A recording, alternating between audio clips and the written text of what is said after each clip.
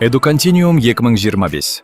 Педагогтердің үздіксіз дамуына арналған стратегиялар мен технологиялар алаңы. Құбылмалы заманда біздің бағдарлама мұғалімге бір реттік оқудан тұрақты әрі дара, үздіксіз даму жолына өтуге жол ашады. Ол ауқымы бойынша жаһандық, дәлелдерге негізделген және әрекетке бағытталған. Біз заман талаптарына жауап беретін педагогтердің кәсіби даму жүйесін жасадық. Жаңа парадигма, әдіснама және цифрлық құралдар әр мұғалімнің әлеуетін ашуға, кәсіби өсіп, сапалы білім беруге мүмкіндік береді. Жобаға 46 ғалым мен сарапшы қатысады. Олардың қатарында 4 ғылым докторы, 23 ғылым кандидаты мен PhD докторлары, 10 жас зерттеуші және халықаралық танымал сарапшылар бар.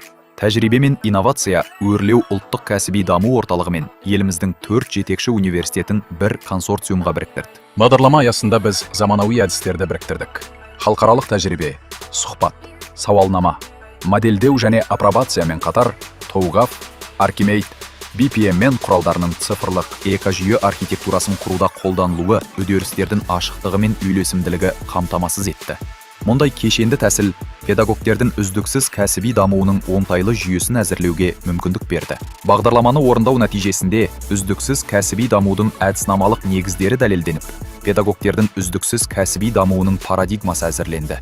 Нәтижелер ғылыми жарияланымдарда және нормативтік база жобаларында көрініс тапты. Үздіксіз кәсіби дамудың инновациялық моделі жасалып, апробациядан өтіп, пайдалы модель ретінде патент алды.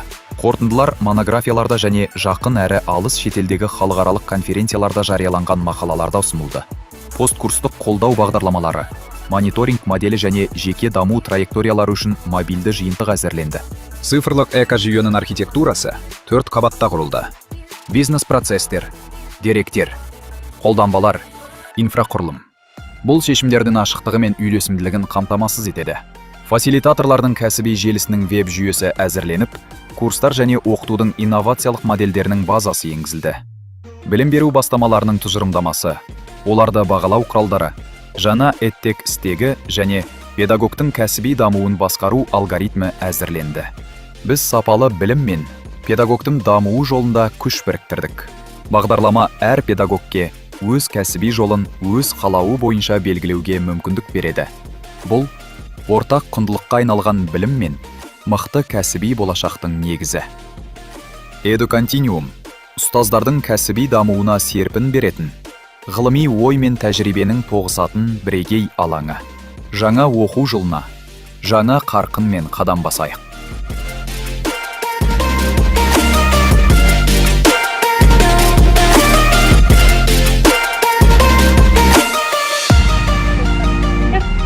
Құрметті қонақтар, сіздерді EduContinuum 2025 педагогтердің үздіксіз даму, кәсіби дамуының стратегиялары мен технологиялары атты халықаралық ғылыми практикалық конференцияның пленарлық отырысында қарсы алу біз үшін үлкен мәртебе. Бүгін біз педагогтердің үздіксіз дамуын қамтамасыз етуге бағытталған стратегиялық бастамаларды, халықаралық тәжірибелер мен инновациялық технологияларды ортаға салып пікір алмасуға жиналдық. Бүгін өздеріңіз білетіндей, таңертеңнен бастап конференциямыздың секциялық отырыстары болды. Сол секция жұмыстарының барысында бірінші секция педагогтердің үздіксіз кәсіби даму парадигмасының шарттары мен механизмдері, Педагогтердің екінші секциямыздың атауы педагогтердің үздіксіз кәсіби дамуын дербестендіру. Үшінші секциямыз курстан кейінгі педагогтердің үздіксіз кәсіби дамуына әдістемелік қолдау көрсету. Төртінші секциямыздың атауы педагогтердің үздіксіз кәсіби дамуында шеңберінде білім беру бастамаларын бағалаудың заманауи тәсілдері. Үшінші секциямыз педагогтердің үздіксіз кәсіби дамуының жүйесінің эталондық архитектурасы. Және соңғы секциямыз аттестациялаудың педагогтердің кәсіби дамуына ықпалы атты 6 секциямыз орын алған болатын. Қазіргі таңда біз пленарлық отырыста кездесіп отырмыз. Және пленарлық отырыс негізінде конференцияның мазмұндық өзегі болып табылады. Мұнда сала көшбасшылары, ғылыми сарапшылар, практиктер, білім берудегі жаһандық трендтерді, үздіксіз кәсіби дамудың модельдерін, цифрлық шешімдер мен серіктестік механизмдерін талқылайтын болады. Осы пікірталас нәтижесінде педагогтердің даму траекториясын жетілдіруге ықпал ететін маңызды ұсыныстар мен бастамалар туындайтынына сенімдіміз. Конференциямыздың салтанатты ашылуына Қазақстан Республикасының оқу ағарту министрлігінің орта білім беру комитетінің төрағасы Қаныбек Бекболатұлының құттықтау сөзімен бастағымыз келеді. Сізді ортаға шақырамыз.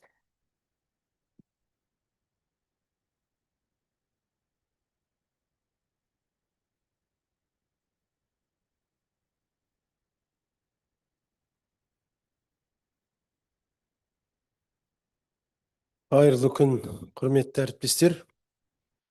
Оқу ағарту министрлігінің атынан осы маңызды шара халықаралық EduContinuum 2025 конференциясының ашылуымен баршаңызды шын жүректен құттықтауға рұқсат етіңіздер.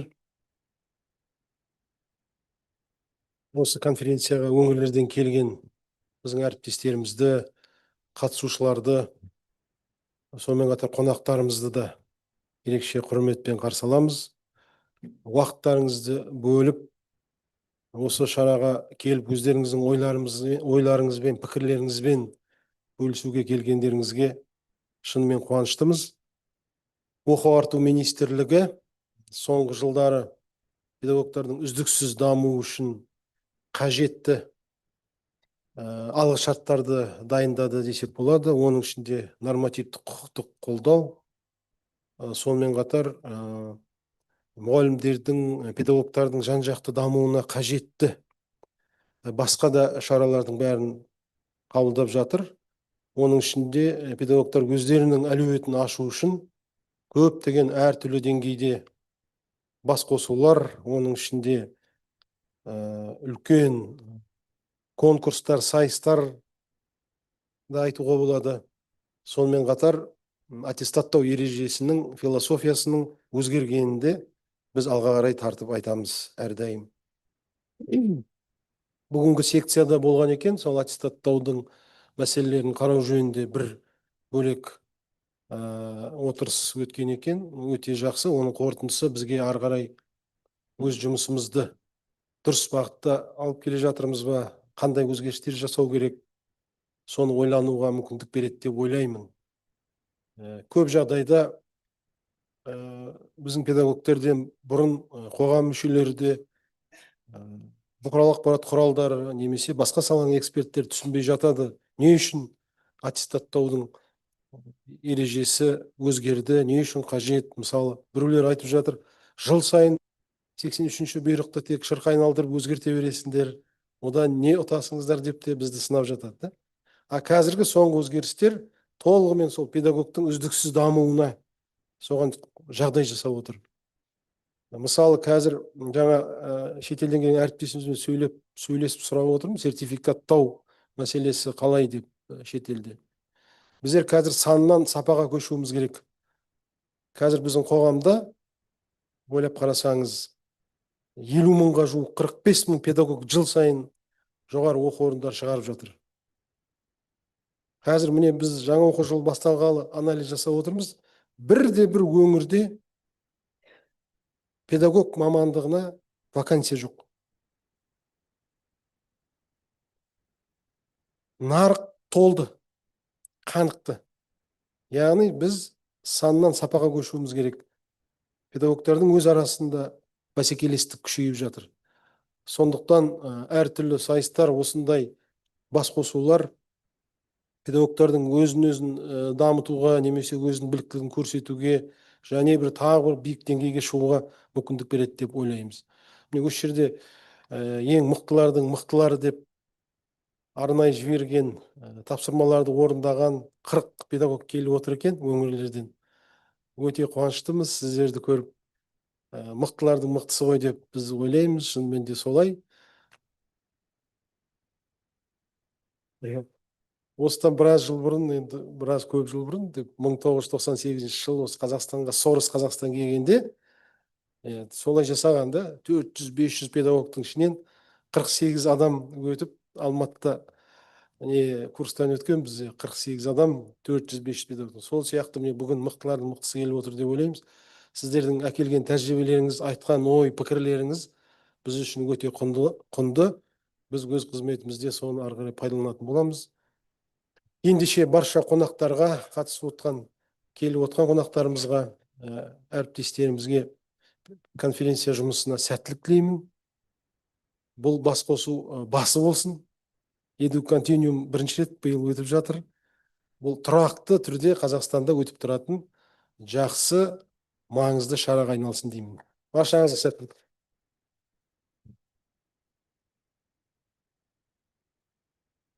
Көп рахмет, Қаныбек Бекболатұлы. Шын мәнінде де конференциямыздың атауы айтылғанда, EduContinuum шын мәнінде де жыл сайын жалғасатын іс-шаралардың бірі болады. Бүгінгі конференциямыздың басталуына алғы сөзді Айдана Сембековна басқарма төрағасына бергіміз келеді.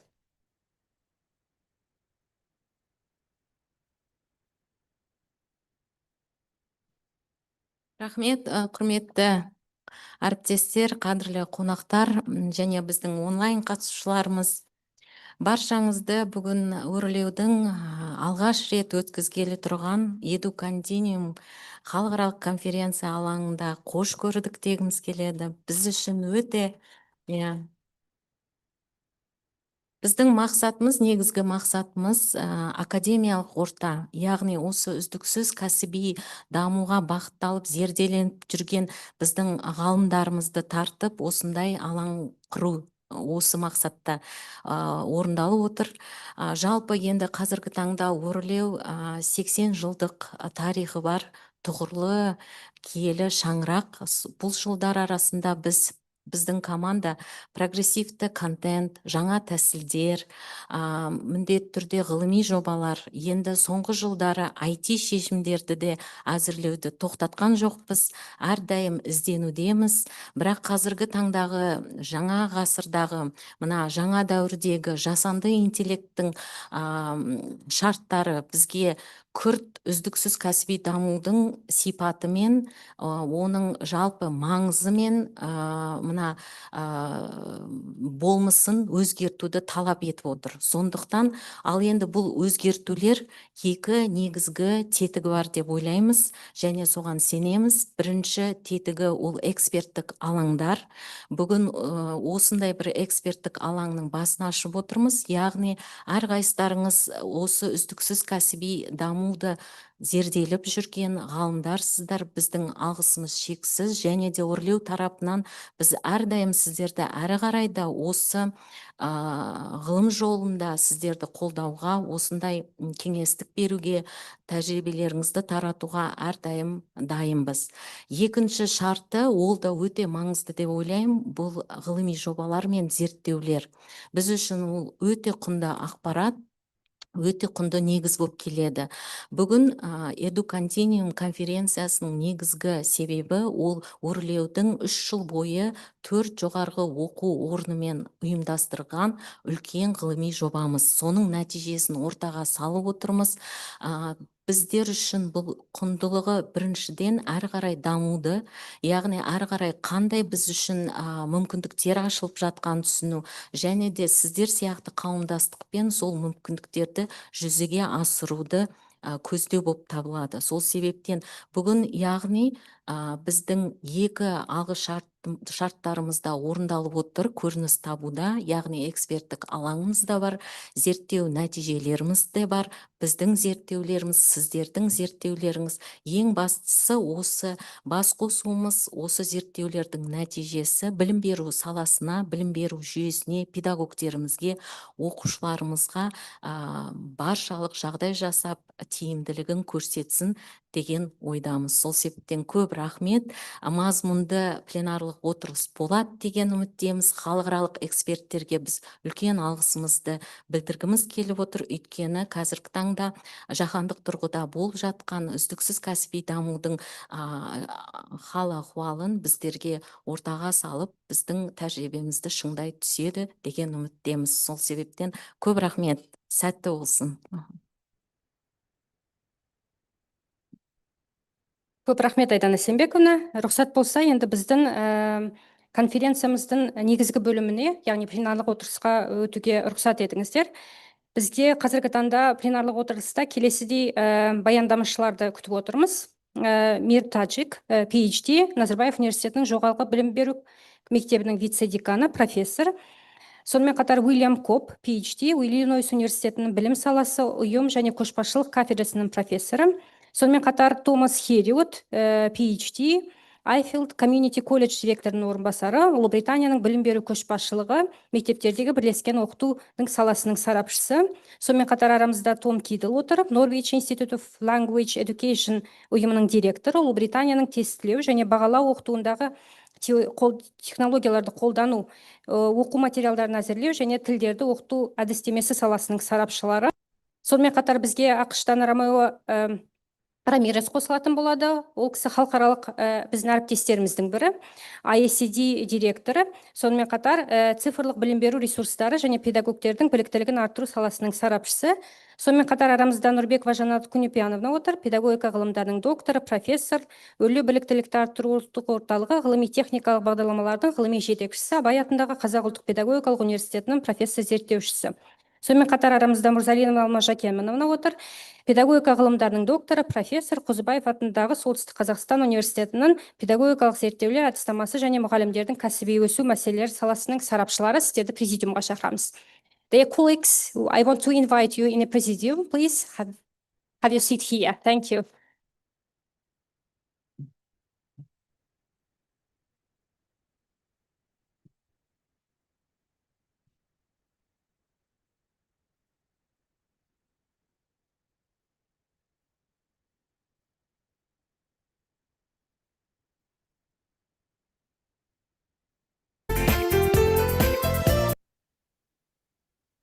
Көп рахмет, құрметті әріптестер. Шынымен сағат 9-дан бастап біз кәсіби біліктілікті арттыруға қатысты көптеген ойларды, пікірлерді естіген болатынбыз. Және бірінші спикеріміздің баяндамасын бастауға рұқсат етіңіздер. Сөз кезегі Жанат Күнепанқызы Нұрбекова алады. Баяндамасының тақырыбы цифрлық педагогиканың жаңа буыны, білім беру жүйесіндегі үздіксіз білім беру және жасанды интеллекттің синтезі. Сөз сізде.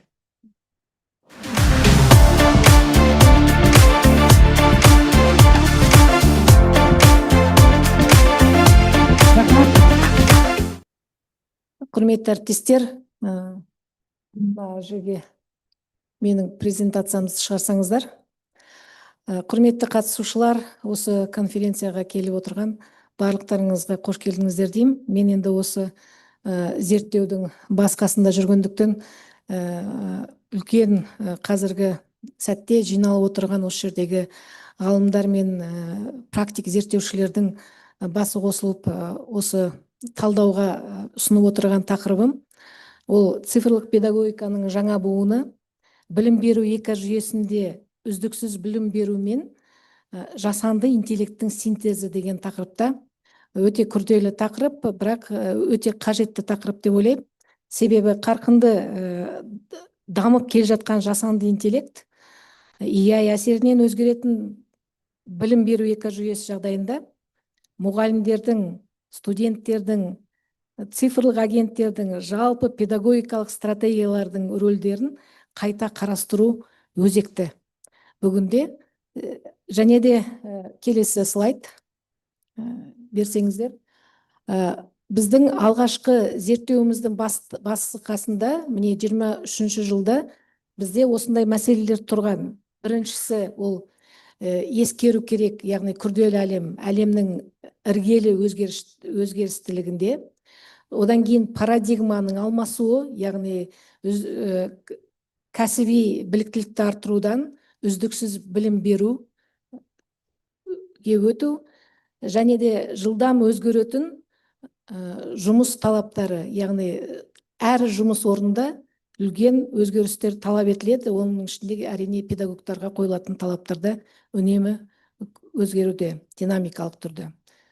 Соған байланысты осы мәселелерді шешуде біз өз алдымызға келесі күрделі мәселелерді қойдық. Ол білім берудің цифрлық моделіне жүйелі түрде көшу, педагогтардың әмбебап және ауыстырылып, яғни өзгеріп отыратын құзыреттіліктеріне сұраныстарды қарастыру. Сонан кейін бұл зерттеуді трансдисциплинарлық және R&D дейміз, зерттеп отырып, іске асырып отырып, зерттеулерді ілгерілету, жүргізу. Осы мақсаттарды қойған кезде әрине біз мұғалімдер жұмысының күрделене түскенін, оның мазмұны мен сапасына тез өзгеретін талаптардың қойылуы және біліктілікті арттырудың заңнамалық бекітілген стандарттарының бар екенін ескеру. Оның біздің қазіргі заңнамада 3 жылда бір ауысады деген заңнамасының бізге сондай шектік белгілері қойылған. Алайда қазіргі сәтте, мынау 24 жылғы мәлімет бойынша, дүниежүзілік экономикалық форумда жасанды интеллект әсерінен 50% жұмыс күші жаңарады делінген. Ал 10 жылдан кейін, 30 жылы жұмыс күштерінің 90% өзгереді деп айтылған. Әрине, бұл жерде көріп тұрмыз, жасанды интеллект егер әсер ететін болса, үздіксіз дамытуға, үздіксіз жаңа орындарға жұмыс күштеріне талаптар өзгеретін болса, үздіксіз, онда бізде тек бір шешім, осы үздіксіз білім беруді зерттеп, осы тоғысында қарастыру, яғни қарсы қойылған, қарсы жақтан, яғни бір жағынан жасанды интеллекттің осындай революциялық түрде ендірілуі, екінші жағынан үздіксіз білімді жүргізу, дамыту, ол талап. Келесі слайд. Біз әрине өзімізге зерттеу сұрақтарын қойып отырдық, зерттеу жүргізу барысында. Мына слайдта жазылып тұр. Нақты зерттеу сұрақтарының ішінде бастысы ол оқытудың күтпеген жағдайларында AI қалай әрекеттеседі, қалай әрекет етеді. Екінші, AI педагогикалық процесте жаңа нәрсені жасап, ойлап, таба алады ма? Оны іске асыра алады ма? Екінші сұрақ. Үшінші, педагогикада AI-ді қолдануда қандай этикалық дилеммалар бар, орын алған? Төртінші, AI білім беру нарығын қалай өзгертеді? Міне, осы сұрақтар зерттеу барысында әртүрлі тірек тезистарға келіп тірелді. Оның барлығы мына слайдта оң жағында беріліп тұр. Негізгілері айтып кетейін. AI терең түсінігі емес, статистикалық үлгілер мен алгоритмдерге негізделген. AI студенттерге таза деректері бар, ең жақсы траекторияларды ұсынады. Ал деректері толық емес, мәліметтері қолында жоқ студенттерге ондай көмек бере алмайды. Алгоритмдік ауытқу. AI жеке тәжірибеге емес, оқытылған деректерге сүйенеді. Яғни модельді қандай деректермен біз оқытсақ, ол соған сүйенеді. Әрине, AI жаңалық әкеле алады. Ол өзгермелік жаңалықтар, жылдамдықтан, яғни және де күтпеген әртүрлі бір ойлардың комбинацияларын бере алады. Еске алып ескеретін жағдай EI мұғалім рөлінің төмендеуіне, мұғалім ұстаздық кәсіптің иесіздендіруіне әсер етеді. Яғни көптеп осы сұрақтарды қарастыру қажет деп ойлаймыз. Оқушылардың қателеріне жауап бере алады, тапсырмаларды білім деңгейіне сәйкес қарай реттей алады, эмоциялық әртүрлі көрсеткіштерді біріктіре алады. Бұның бәрі бар, бірақ EI нәзік әлеуметтік және мәдени контексттегі тануды қиын іске асырады бүгінгі күнде. Өйткені оның реакциясы, оның кері байланысы ол алгоритмге негізделген. Белгілі бір негізге. Сондықтан бұл жерде айта кететін жағдай, ең негізгі сұрақ ол алғашқы мәліметтердің тазалығы және нақтылығы. Таза және нақты мәліметтерді біз EI-ға бермей, сонымен оқытпай біз жақсы нәтиже аламыз деген болмайды. Әрине деректерді, оның сапасын төмендететін әртүрлі факторлар әсері бар. Олар сарапшылардың пікірінше ол әртүрлі, яғни жеке адамның қателіктері болуы мүмкін, деректердің қайталануы мүмкін, сәйкес емес деректер болуы мүмкін, дәл емес және жетіспейтін деректер, өз уақытында өзгеретін деректер, немесе қандай да бір қате формуланы қолданса болады, бұл қолданып қалуы мүмкін. Сонымен қатар избыточность дейді, деректердің шамадан тыс жүктелуі, өз уақытында өңделмеуі, бұның барлығы деректердің сапасына тура әсер етеді. Ол жағдай күнделікті әр мұғалімде, әр ұстазда, енді мына өрлеу орталығының филиалдарынан келетін ақпараттарды мен біраз байқадым, сонда да өзгеріп жатады. Яғни НОБОД-дан алынған, жүйеден алынған мәліметтер, олар жарты жыл бұрынғы мәліметтер, мысалы үшін. Кері байланыс жоқ ол жерде. Өз уақытында тазарып, өз уақытында жаңарып отырмайды. Сол себептен өте үлкен проблемалар туындайды.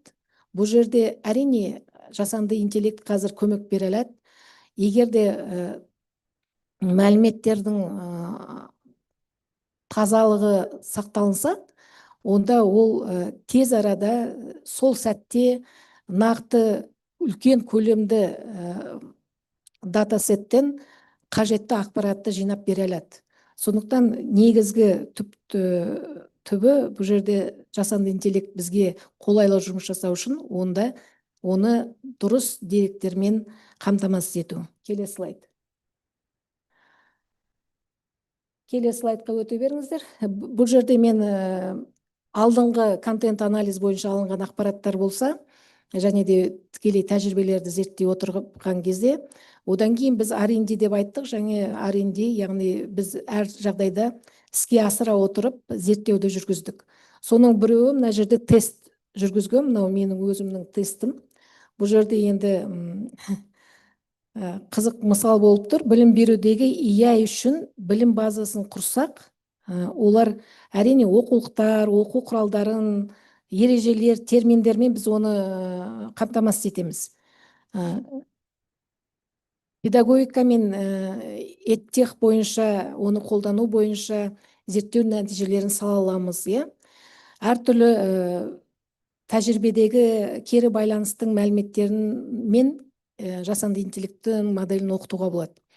Бірақ та мына жерде мысал, тестілеудің әдісінде жасанды интеллекттің қандай жұмыс атқаратындай.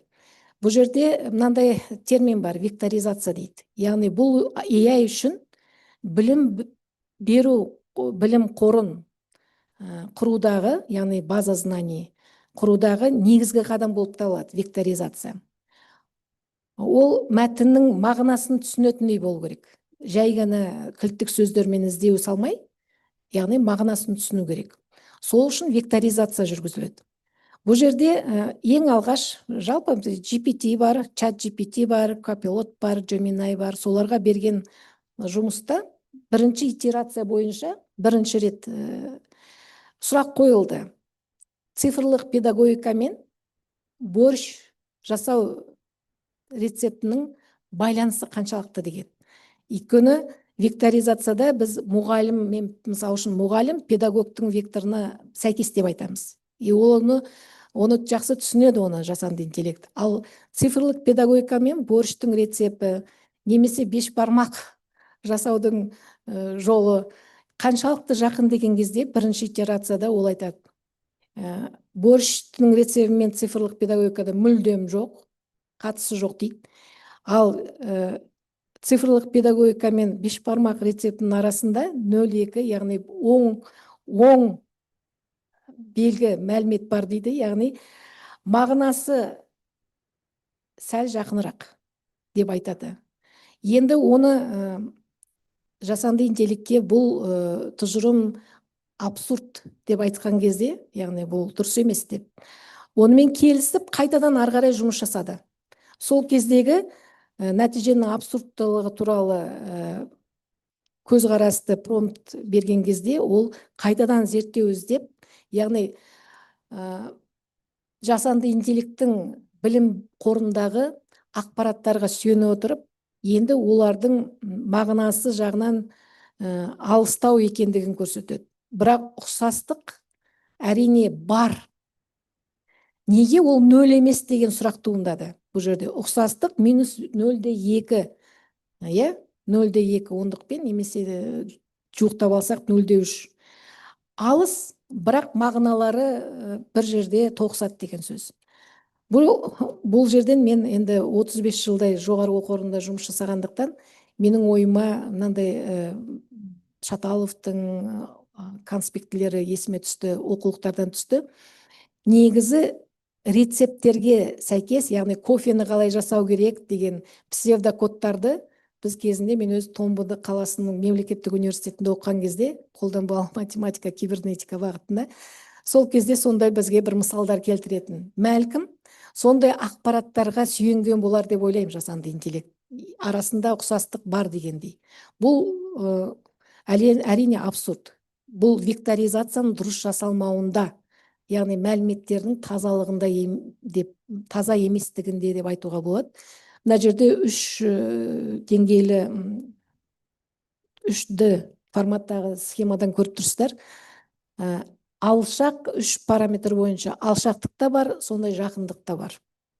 Келесі слайдқа көшейік. Бұл жеке бір мысалдар, енді сіздерге түсінікті болу үшін көрсетіліп отыр. Мына жерде K12 Educator және AI Server деген сауалнаманың сәйкес, енді Competences деген компанияның отчетына сүйенсек, есебіне бұл жерде айтады, EdTech және AI кеңірек қолданылуын қолдау үшін респонденттердің 20% өздерінің мектептерінде, аудандарында, бұл Америка Құрама Штаты бойынша жаңа позициялар құрылған дейді. Бұл 2024 жылда. Яғни білім беру технологиясын мамандары, технология мұғалімдері, осындай қызметтік бар. Білім беру AI зерттеушісі деген, білім беру деректердің талдаушысы, AI дамытушы, стратег деген сияқты, сарапшы деген сияқты осындай жұмыс орындары жасалынған екен. Бұл осы және басқа да контент талдаудың негізінде біздің тұжырымдамамыз фасилитатордың рөлі, яғни өздерінің тәжірибелерімен бөлісіп, әртүрлі лауазымдық нұсқаулықтары бойынша қолдау көрсететін педагогтардың фасилитаторлары болу қажет деген. Яғни бұл институт фасилитаторства – это очень важный аспект в нашем переходном периоде, когда мы AI будем внедрять повсеместно. Сондықтан бұл өте бір үлкен сұрақ, және бұл сұрақ біздің зерттеуіміздің бір бағыты болып табылды осы бағдарлама бойынша. Келесі слайд, мен енді жылдамдатайын, уақыт бойынша. Мына жерде сіздермен қарастырып отырғанымыз, яғни EduContinuum мен EI-ді тоғыстырған кезде бізде тоғыстыру қажет деген, яғни синтездеу, жай ғана кіріктіру емес, именно синтездеу бізге не береді деген сұрақ. Бұл әрине кіріктірген кезде, мысалы үшін EI бізге білім контентін өзгертеді, оны білім алушыларға сәйкес бейімдейді. Одан кейін оқытушы немесе оқушыны EduContinuum шегінде үнемі әр кезеңінде фазасында қолдап отырады деп тұрмыз. Яғни бәр жағынан EI көмек береді, ол қызметтік түрде, функционалдық түрде. Ал педагогикалық деңгейде ол әрине білім берушінің, педагогтың рөлінің дамуында. Оған әрине логикасы, үздіксіз дамудың логикасы міндетті түрде әсер етеді. Және EI-дің мүмкіндіктері, алдыңғы слайдта айтқандай, оның минус жақтары да бар, плюс жақтары да бар. Яғни әртүрлі қауіпті жағдайлары бар. Соның барлығын ескеру керек деп ойлаймын. Бұл жерде де әрине фасилитатордың рөлі өте үлкен, ауқымды. Сонымен қатар осындай ортаны жасау, яғни жалпы білім беруде, ол EI мен EduContinuum компоненттері бізге үлкен бір цифрлық экожүйені құрастыруға мүмкіндік береді. Осыны ескеру керек деп ойлаймыз, және де бұл білім беру үрдісінің жаңа сапасына, жаңа сатысына келеді.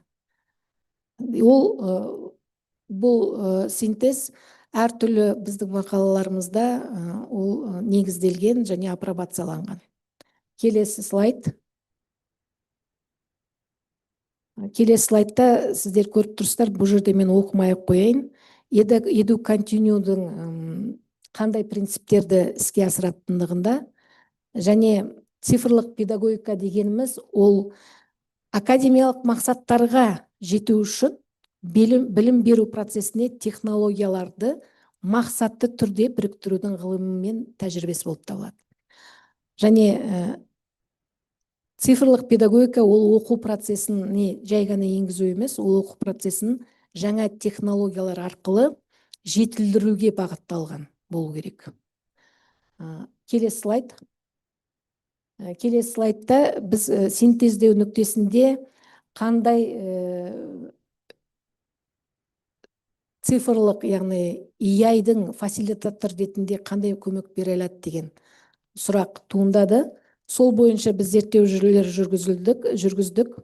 Яғни бұл жерде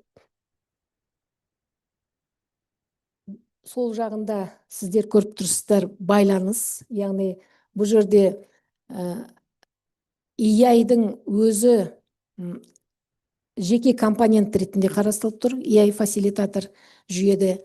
Ал нақты фасилитаторлар, тұлғалар бізде, оларда осы жүйе арқылы бір-бірімен байланыста жұмыс жасап тұр.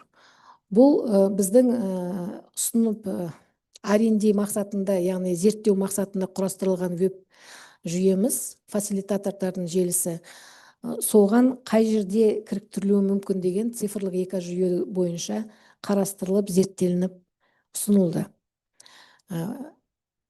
Және де болған патент алынды. Бұл модель на полезную, патент на полезную модель, яғни тиімді болатын модельге патент.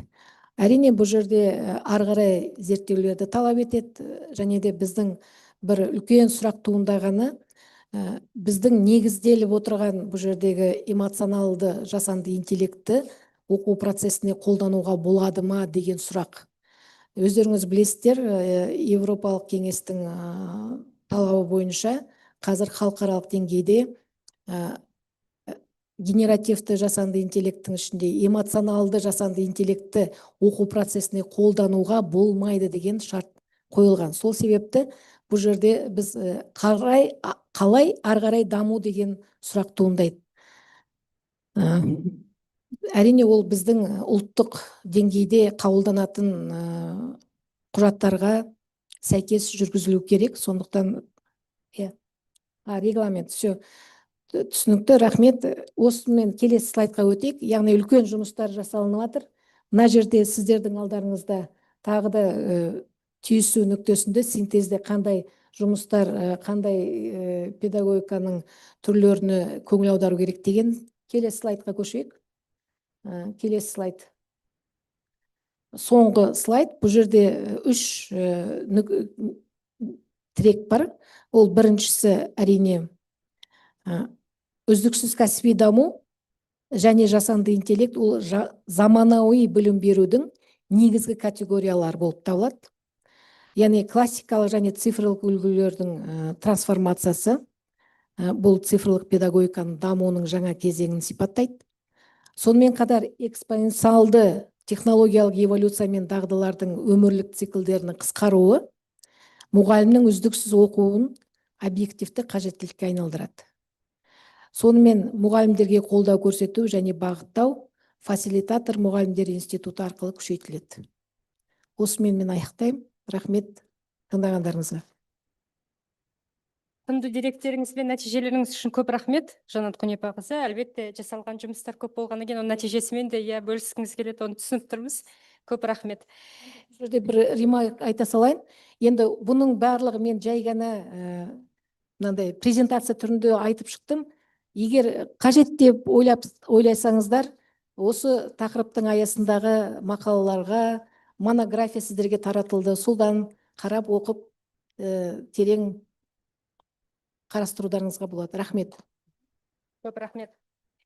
Өздеріңіз білетіндей, соңғы уақытта Назарбаев университеті, соның ішінде жоғарғы білім мектебі, орта білімге қатысты, жоғарғы білімге қатысты өте көп зерттеулер жасап жатыр. Осыған қатысты біздің арамызда Назарбаев университетінің жоғарғы білім мектебінің вице-деканы профессор Мир Афсал Таджик бар. Ол кісінің тақырыбы үйренуге жетелейтін көшбасшылық, тиімді басшылық педагогтердің үздіксіз кәсіби дамуын қалай қамтамасыз етеді деген тақырыппен. It's my pleasure to give you the floor, Professor. Yeah.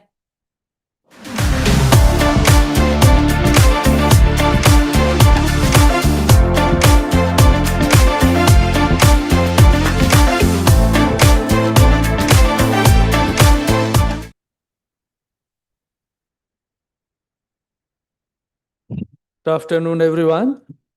Thank you very much, conference organizers, leadership of Orleo, for inviting me to this very interesting conference. Қайырлы кеш, құрметті қатысушылар. Өрлеу командасының ұйымдастырушыларына алғыс білдіргім келеді, мені шақырған үшін. I'm very sorry that I cannot speak in local language. So I'm thankful to my colleague. He will be translating me. Өкінішке орай қазақ тілінде баяндай алмаймын, сондықтан менің әріптесім маған көмектесетін болады. Okay. I will be speaking about role of leadership in driving professional development of educators. I will focus on who is a leader, what we mean by leadership, and also what are some of the strategies a leader can use in order to promote professional development in a school or university. Мен оқытушылардың кәсіби біліктілігін арттыру аясындағы тиімді көшбасшылық тақырыбын қозғайтын болам.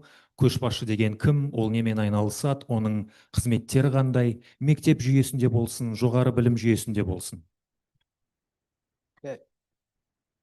Can I change the slide here? Okay, thank you. Okay. Let me begin by talking about leadership. Change the slide, please. Келесі слайд.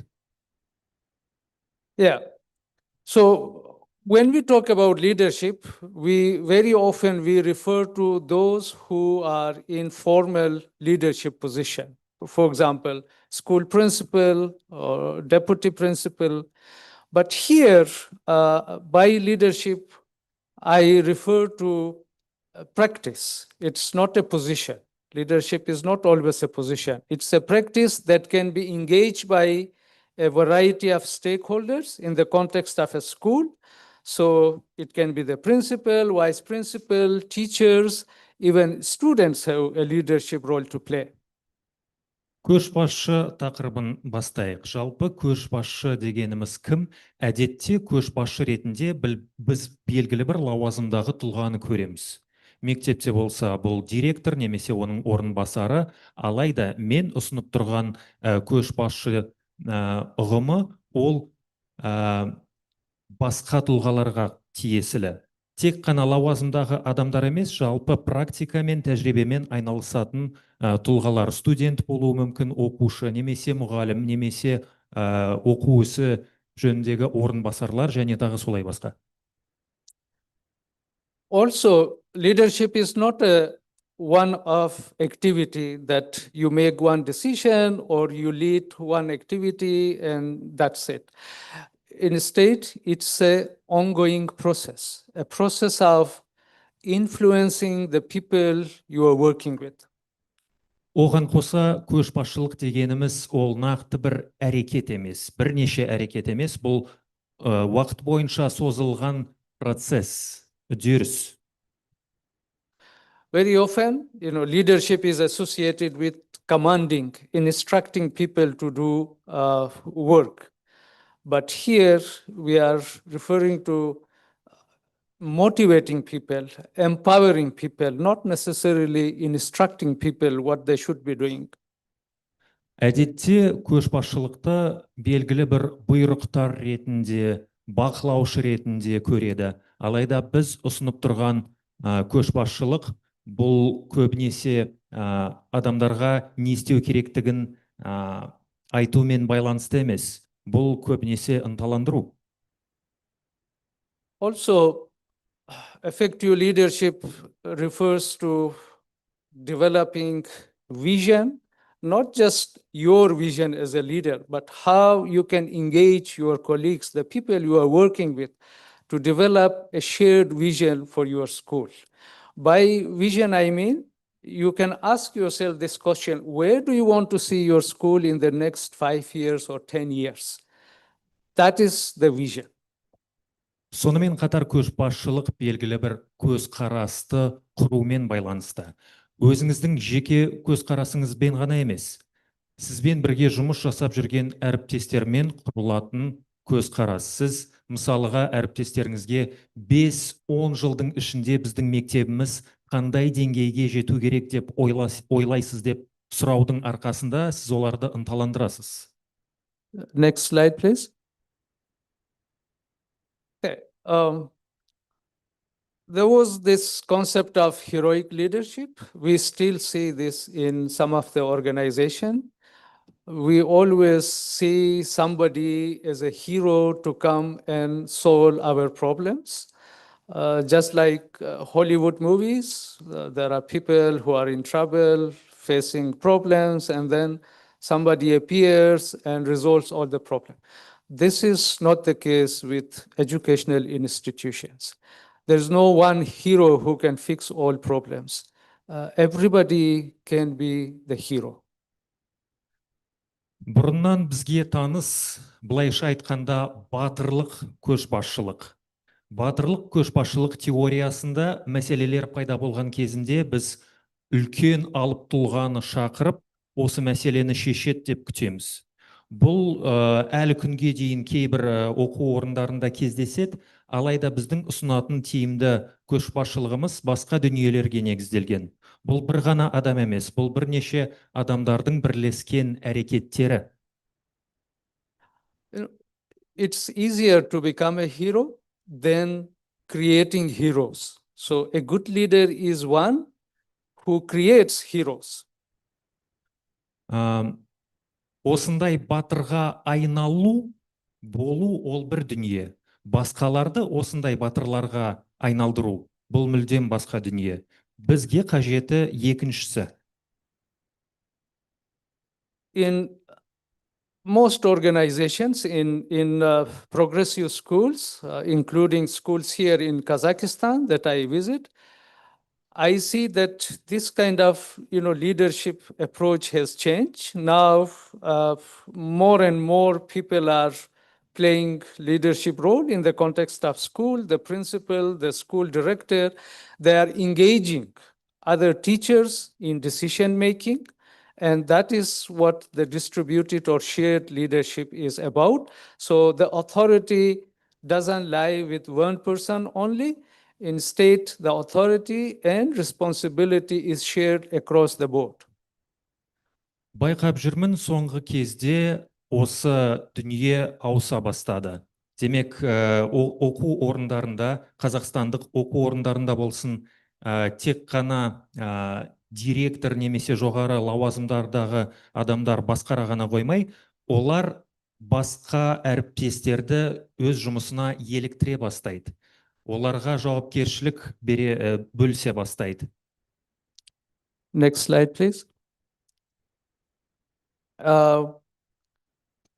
Very often we hear these two terms, leadership and management. Sometimes they are interchangeably used. We make a conceptual distinction, who is a leader and who is a manager. Біз осы екі терминді жиі естиміз өз жұмысымызда, көшбасшылық және менеджмент немесе басқару. Кейде оларды бірге қосып та пайдалана жүреді, алайда біз осы екі тұжырымды бөлек қарастырамыз. For you to identify whether you are a leader or you are a manager or you are both, you can see that leaders very often they have the vision, they see the big picture, and they want to do things in a better way. On the other hand, managers can be satisfied with whatever situation exists in their school. They just want to maintain the status quo or the kind of things they have been doing. However, having said that, I'm not trying to say whether it's better to be a leader than a manager. That's not the discussion here. It can be both. I can be as an effective leader, I can be a good manager. Both skills are necessary for a school director, for a head of institution. You need to have that long-term vision. You need to know how to empower your staff, how to get everybody on board, but at the same time, you need to make sure that the daily routine is working, the day-to-day activities are being executed effectively. Осы кестеге қарап, сіз өзіңіздің қаншалықты көшбасшы, қаншалықты басқарушы екенін анықтай аласыз. Көшбасшы көбінесе жаңа көзқарасты қалыптастыруда мықты кісі. Ол бар қолданыстағы жүйедегі бар нәрселерді жетілдіруге, өзгертуге дайын тұлға, басқаларды еліктіретін кісі. Басқарушы болса, осы жүйедегі бар процестер қалыптасқан түрде оларды мүмкіндігінше сақтауға дайын кісі. Бұл жерде көшбасшы болу керек немесе басқарушы болу керек деп айтып тұрғаным жоқ. Екі рөлді да бірге тарта аласыз, алып кете аласыз. Екі рөлде бірдей маңызды. The reason I want to make this distinction because my students are also teachers and school principals, those who come to our university, and I teach them a course, Introduction to Leadership, and some of them jump to this conclusion that, oh, I am a leader, I am not manager. So that's not the case. Both are very important. You can't be a successful leader without having good management skills. You need to know how to manage people, how to manage resources, how to manage your finances, how to manage a situation that might arise. Неліктен біз осы екі терминді бөлек қарастырып тұрмыз? Маған келетін студенттер, олар мұғалімдер, олар мектеп директорлары, олар кейде осындай жалған нәтижеге келеді. Мен көшбасшымын, менеджер басқарушы емеспін. Маған сол жеткілікті, бұл менің мықты тұсым, мықты жағым деп ойлайды. Жоқ, көшбасшы болу үшін екі рөлде өте маңызды. Көшбасшы болсаңыз да, сізге бәрібір басшының құзыреттіліктері керек.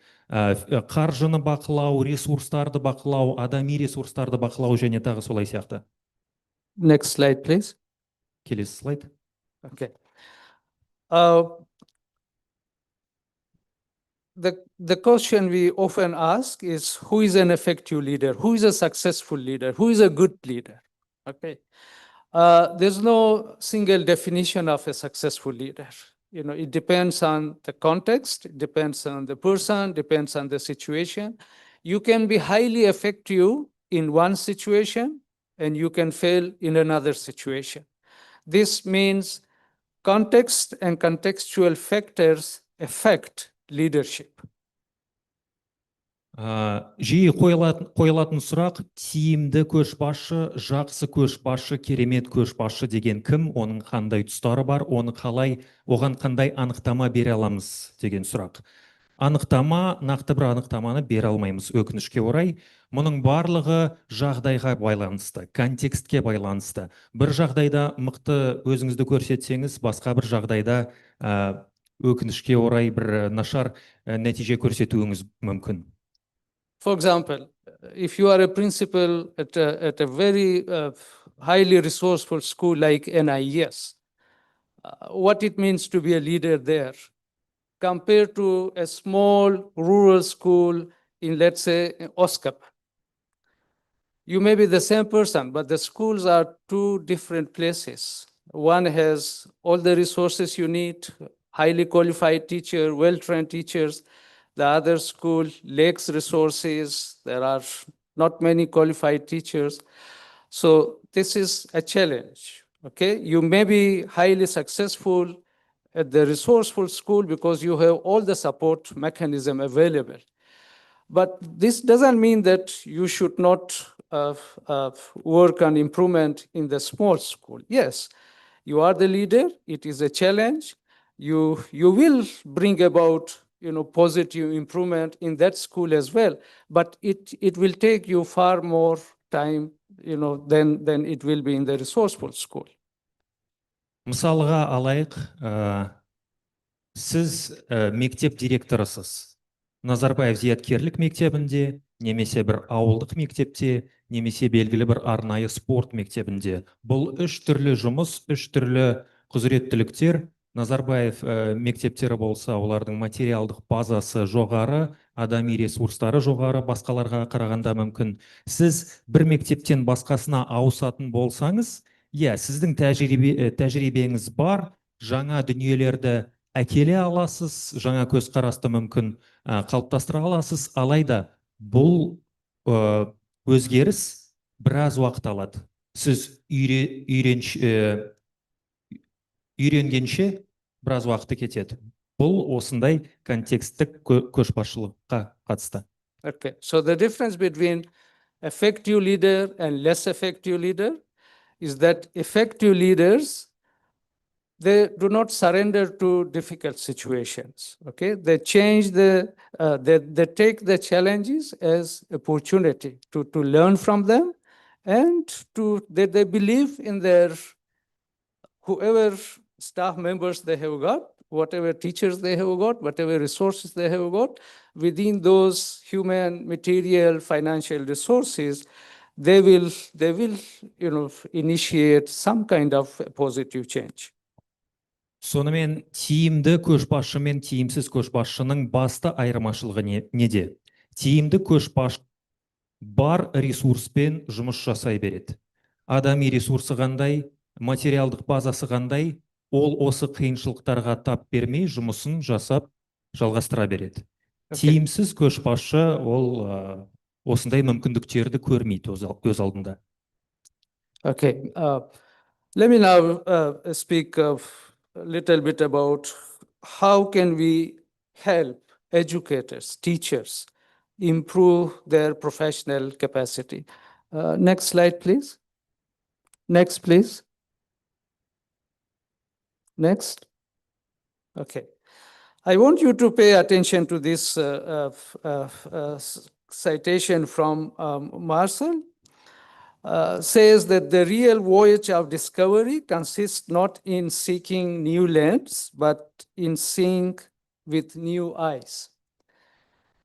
An effective leader doesn't create a school every day, okay? As an effective leader, you do not create a new school, but every time you walk into your school, you look at the school through new eyes. Okay, what does that mean? Okay, this means even if your school is doing well, even if you are winning Olympiads, or your students are doing well in UNT, or they are getting admission to the top universities in the country, outside country, as a leader, you do not rest. Okay, you always believe that, yes, there is still a need for improvement. Okay, you can always see your school through new eyes in order to be able to identify the area where you can bring about an improvement. Сәйкесінше, біз білім беру жүйесіндегі оқытушыларға, мұғалімдерге қалай көмек көрсете аламыз кәсіби біліктілікті арттыру тұсында. Осы дәйек сөзге қараңызшы, Марсель Прусттың сөзі: шынайы іздеу саяхаты жаңа жерді іздеумен шектелмейді, бірақ бар ашылған жерлерге жаңа көзқараспен қарауды қамтиды. Демек, өз мектебіңізде, білім беру мекемесінде сіз керемет жетістіктерге жетсеңіз, сіздің көрсеткіштеріңіз керемет болса, оқушыларыңыз олимпиадаларда жеңіс, сіз бәрібір тоқтамайсыз, демалмайсыз. Сіз әрқашанда жаңа мүмкіндіктерді іздейсіз. Қандай тұсты жақсартуға болады? Күн сайын трансформациялауға мектепті қажеті жоқ, бірақтан сіз күн сайын жаңа мүмкіндіктерді іздейсіз. Next slide, please. When I interact with school principals here and also in other countries, educational leaders, I see that there's always, in a school, if you have, let's say, 50 teachers, do you really trust all 50 of them? Trust means, you can be confident that this teacher is able to do this particular job. Okay. Very often, there is a very small number of teachers that the principal can trust. And therefore, those few teachers are overloaded because the principal keeps assigning new tasks to those teachers because there is a level of trust element between them. Other teachers are left out. So it's very important that, as a principal, you build this trust with each and every teacher. Give them a chance, and see if they can deliver according to your expectation. Жиі кездесетін жағдай осы Қазақстанның мұғалімдері болсын, директорлары болсын, шетелдің жұмыскерлері болсын. Олар, мысалға айтайық, мектепте 50 мұғалім бар. Директор барлық 50 мұғаліміне бірдей сенеді ме? Сенім артады ма? Барлық бірдей мұғалім қандай тапсырманы берсем де орындай алады деген сенім бар ма? Әдетте осындай сенім жоқ. Сенім көп артатын мұғалімдерге жаңа тапсырмаларды бере беріп, кейбір мұғалімдер шетте қалады. Long time ago, maybe some 22 years ago, I was also a school principal. Okay, in a very small school I had. I had a teacher. He was not a teacher by choice, but he was more, like killing the time there, looking for jobs outside. And I used a number of strategies to motivate that teacher that you need to work as harder as other teachers. I wasn't successful to make any improvement in that teacher. And then I asked another teacher who was a new teacher that, what would you do if you were in my place? How would you deal with these kind of teachers? And that new teacher said that if you give some kind of a leadership role to this teacher, responsibility will make this teacher more disciplined. Okay, so sometimes it works. Okay, you will not trust that this teacher can take this kind of a leadership position. But if you give them and see, they may have a different set of skills, and they may surprise you that yes, when you give them responsibility, they will become more disciplined. Осыдан шамамен 22 жыл бұрын мен жеке өзім мектеп директоры болдым. Сол мектепте бір мұғалім боламын деген ниетпен келген жұмыскер емес, белгілі бір себептерге байланысты уақытты өткізе беретін сондай бір жайбарақат мұғалім болған менде. Мен осы мұғалімді ынталандыра бастадым. Басқа мұғалімдердің деңгейіне көтерілуім керек деп түрлі стратегияларды қолдандым, нәтижесі шыққан жоқ. Сонда мен жаңа келген мұғалімнен былай деп сұрадым. Жаңадан келген мұғалімдерді қалайша ынталандыруым керек, жүйеге тез арада ену үшін? Ол маған былай деп жауап берді. Мұғалімдерге жауапкершілік беріңіз, мүмкіндік беріңіз. Сенім жоқ болса да, олар сізді таңғалдыруы мүмкін. Өйткені сіз бұл мұғалімдерді әлі білмейсіз. Олардың қандай мүмкіндіктері, құзыреттіліктері, тәжірибесі бар екенін. Okay, let me finish by some conclusions. I cannot finish all the slides because of time, but I request the conference organizers to share the slides with you so you can translate them. In conclusion, I would say that every time we talk about professional development, we immediately think of a seminar or a workshop or some kind of activity, one-off activity. Those kind of activities do not bring visible development in teachers. We attend so many workshops in the course of our career.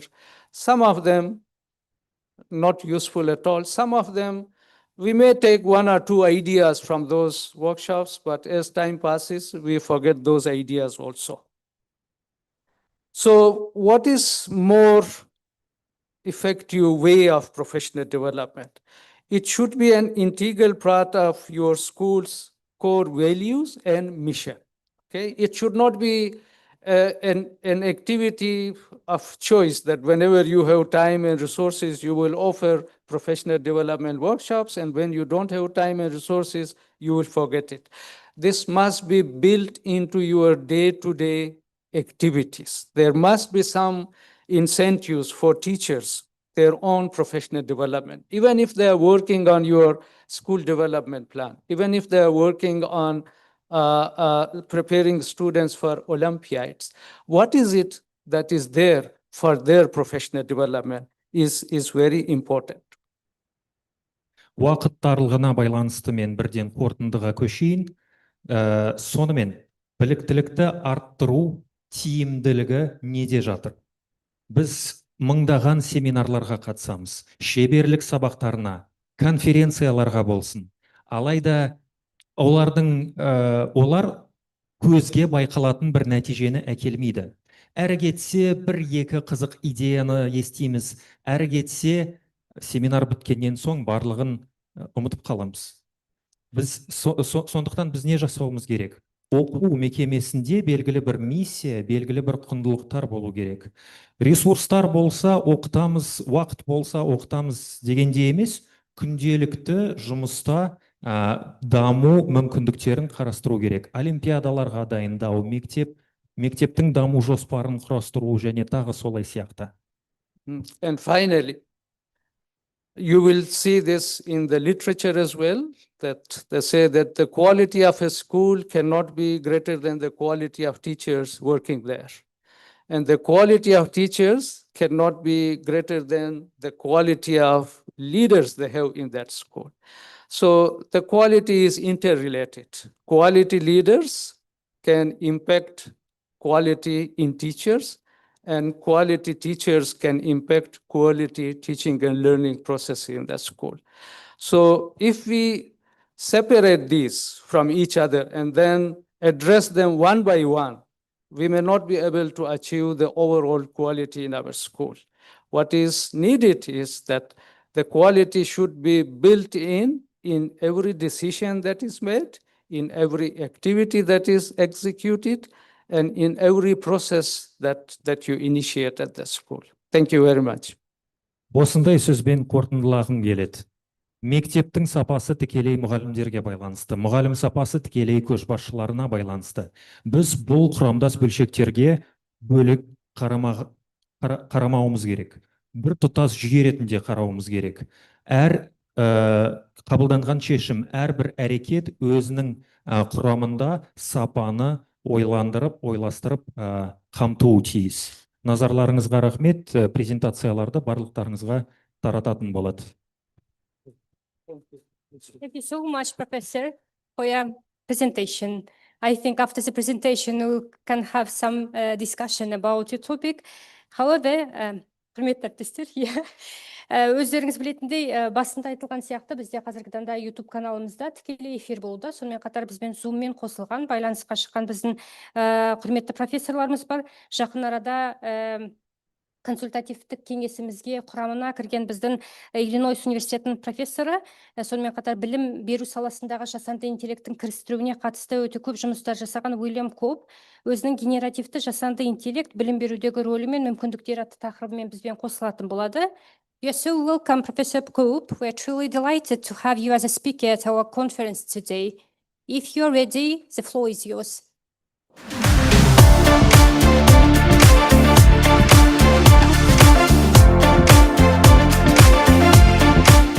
Professor Cope, could you hear us? Yes, can you hear me? Thank you. Floor is yours. It's automatically translation here. I do hope that you can see your presentation and the translation as well as. Yeah, Good. please. All right. Well, thank you very much for that, and thank you very much, everybody. Thank you for inviting me to this session. I'm in the United States at the moment, and it's 5 a.m, so it's a big time zone shift. So I'm very glad you could invite me. And what I want to talk about today is I want to talk about this question of AI in education. So let me share my screen. Particularly this latest generation, which is called generative AI. And I'm going to do two things. I'm going to talk in general terms about it, and then what I'm going to do is show you an example of how we use it with learners. That QR code there, if people would like to see our most recent research, our most recent thinking about this, you can take that QR code. Professor Cope, I'm so sorry that I will interrupt you. You have a kind of functions that we can see your translation. You need to, push it. Right. Translation as an option on your Zoom. Translation on Zoom. So let me have a Yeah. look here. Please. Where would that be on Zoom? I can't see that function, right? Or maybe I don't have that function on my version of Professor Zoom. Cope, do you see the word UK? Could you press on UK, please, on the top? UK on the top. Yeah. Let me stop Pressing for a second. Stop sharing. And no, there is custom. It's just on the top. Just pressing it before, just next to it. I'll tell you what I see on the top. Meeting security. It's just next to the minimizer. Next to the minimizer. Yeah. I'm looking at I've got view. No, and this is on my Zoom screen, yes? Yes. I don't have that option, I'm afraid. I've got recording, custom live streaming service, original sound for musicians, view. I don't have a translation option. Yeah, next to the view, do you have any like translation? Or English or UK? No, not there. No. Okay. If so, I think if we can translate, we have a translator here. If you think that it's a kind of logically, after some slides, we can interrupt you and translate for Russian. Is it okay for you? Of course, no problems. Yeah, I can thank do- you. I can do that. Yeah. No, it seems that my version of Zoom that I have doesn't have that function, so I'm sorry about that. All right, Thank- so I'll go back again and I will go back to the opening slide. So just one moment. A second. Share over here. Mr. Cope, this is the interpreter. So Hello. I'll be interpreting you, and 2 or 3 sentences are just fine. So you could give me a pause after so I could translate it. Thank you. I will do that. I will do that. So I'm going to speak about the question of AI in education, which has become a big question for us lately. Just by way of introduction, that QR code there will take you to some recent writings and on research we've been doing on this subject. Дегенмен біз білім берудегі AI мәселесін талқылайтын боламыз. Өте үлкен мәселе. QR код бойынша өтсеңіз, осы жұмысқа қатысты жарияланымдарға, басылымдарға өте аласыз. Now, what's characteristic of AI? One of the most important things for us is that AI systems are learning systems, and they're learning systems that are around us everywhere. Every time we use the internet now, the system is learning from us, from our use. And here's a whole lot of examples of the way in which AI systems are learning systems in a way that the previous generations of the internet were not. Жасанды интеллекттің қасиеттері қандай? Біріншіден, жасанды интеллект ол оқытуға негізделген жүйе. Біз күнделікті орындайтын әрекеттерді негізге алып, одан оқып, бұл жүйе үйренеді. Бұрын соңды осындай жүйе бізде болмаған. Қазір оны елестету да қиын. But these systems present a problem for education, a big problem, because these systems, particularly the new publicly available GPTs, the new publicly available AI, can do all the work that students need to do in terms of their own learning. They can write essays, they can answer questions. So in the old days, it was possible to tell when a student was plagiarizing. Now it's not possible to tell, and these are learning systems, but they're also thinking systems. And as thinking systems, they can do the work of the student. So we have a big problem here, which is often called cheating. Осы жасанды зият жүйелері білім беру жүйесіне үлкен қауіп төндіріп тұр. Өйткені қазір жуырда шыққан ChatGPT жүйелері секілді оқушылар үшін барлық жұмысты орындап береді. Сәйкесінше біз оқушы өзі жасады ма жоқ па оны аңғара алмаймыз. Плагиатты болды, анықтай алмаймыз. So, an English academic has called these systems democratizing cheating. So in universities, certainly in the English-speaking world, if you wanted to pay somebody to do your homework for you, pay somebody to write your essay for you, pay somebody to do the test for you, you had to do that. But now these systems are relatively inexpensive and anybody can use them. So there's been a huge upsurge of problems in terms of knowing whether students' work is their own. There are AI detectors, which are systems which are meant to detect whether the student's working AI, but then on this screen here are some examples of software which are designed, which are AI software designed to bypass the AI detectors. So we've got a real problem here about whether we know the work is the student's work or their own. Осы жүйелерді бір ағылшын академик демократияшыл көшіру деп атайды. Бұрын үй жұмысын немесе ғылыми жұмысты біреу сізге орындап беру үшін сіз оған ақша төледіңіз. Қазір салыстырмалы түрде төменірек бағада сізге AI көмектеседі. Және де AI-ды анықтайтын детекторлар пайда болып жатыр. Алайда ол детекторларды олардан өтіп жасыратын жүйелер пайда болып жатыр. Сондықтан кімнің жұмысы екенін анықтау әлі де өте қиын. And I'm sure you people know that these work very well in other languages. Kazakh, Russian, they work very well in any language, not just English. Және де білетін боларсыз, осы жасанды зият жүйелері кез келген тілде жұмыс жасай береді. Ағылшын болсын, қазақ тілі болсын, орыс тілі болсын. So we have a big problem, but on the next slide, I'm going to suggest a solution. Аталған мәселенің шешімі қандай болуы мүмкін? Қарастырайық. Now, what I want to ask you is whether this is a very good solution. We could, when we do a test, for example, or when we do a piece of work that we're assessing, we could insist the students do their own work privately like this. But I want to ask you a difficult question here. What's the implicit theory of learning behind what these students are doing now?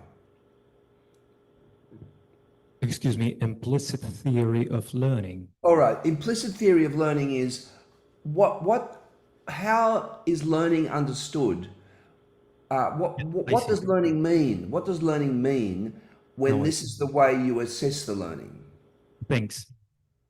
Слайдқа назар аударыңыз. Мінекей, оқушылар емтихан тапсыратын болса, тест тапсыратын болса, әрқайсысы жеке бөлек бір бөлмеде отырсын дейік, бір-бірінен жауып қояйын дейік. So, I'll answer that. Осы тәсілге қатысты ойларыңыз қандай? I'll answer that question. Тәсіл? I'll answer that question. The answer is learning is long-term memory, individual long-term memory. Бұл жерде біз оқушылардан тек қана жақсы жадты талап етеміз. Есте сақтау қабілетін. But now with the internet, now with the phones that we have in our pockets, now with AI, we don't need individual long-term memory so much. We can look things up. I used to remember a lot of telephone numbers and I can't remember them anymore. We're very, very used to relying on social memory. Алайда қазір жаттың да қажеті жоқ. Өйткені біздің телефонымыз әрқашан қасымызда, біздің жүйелеріміз әрқашан қолжетімді. Memory is less important than it used to be, and memory is something that we often pick up incidental to relying on these social prompts. Жадыңызда, есіңізде болмаса да, сіз сұранысты енгізіп, нәтижені бірден ала аласыз. If I'm a doctor now and I'm walking around the hospital, I've probably got an iPad with me where I can look things up. There's more in the world than I can possibly remember.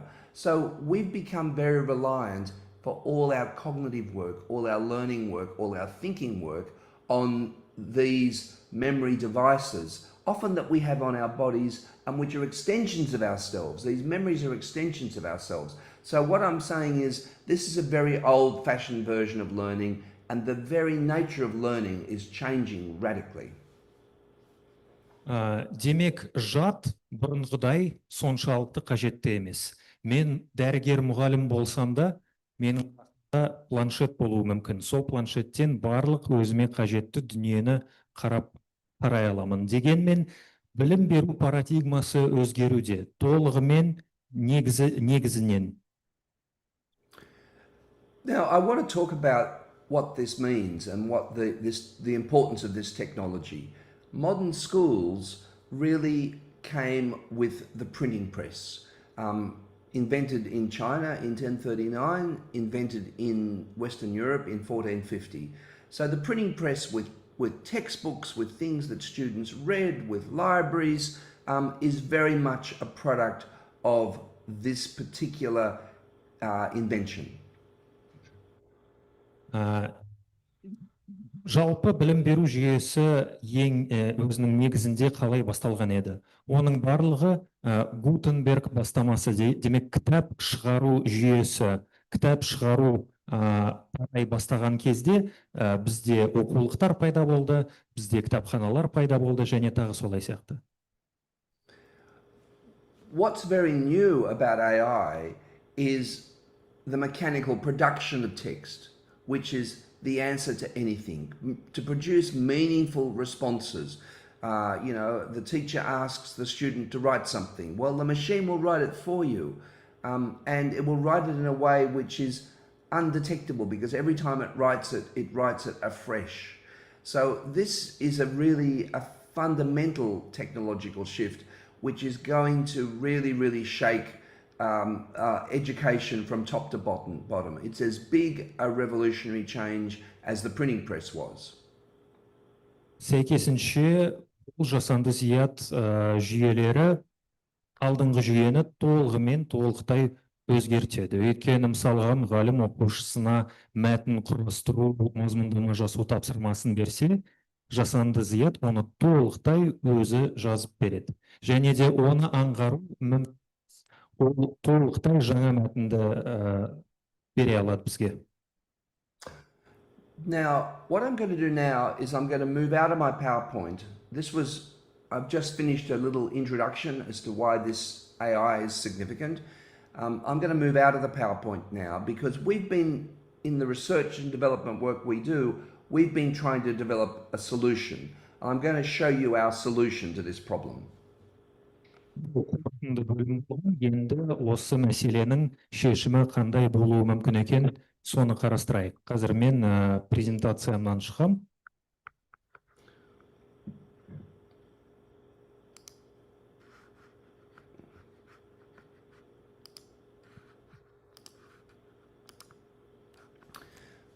So now you're looking into a student workspace. And I want to show you how AI supports the student in their learning, but also I'm going to show you how we get around this problem or how we avoid the problem of cheating, how we know how the student's using the AI. Бұл бір оқушының жұмысы. Қазір біз жасанды зият қалайша қолдайтынын, қандай нәтиже беретінін, оны қалайша қолдануға болатынын қарастырамыз. This is an example of a student work, and it happens to be one of my students. My students are all teachers, and they're learning how to use technology and AI in their classrooms. Бұл менің оқушымның жұмысы, менің оқушым мұғалім, және ол жұмысында жаңа технологияларды қалайша пайдалану керектігін үйренеді. And this particular student is actually writing about the ways in which she applies AI in her classroom. There's her classroom.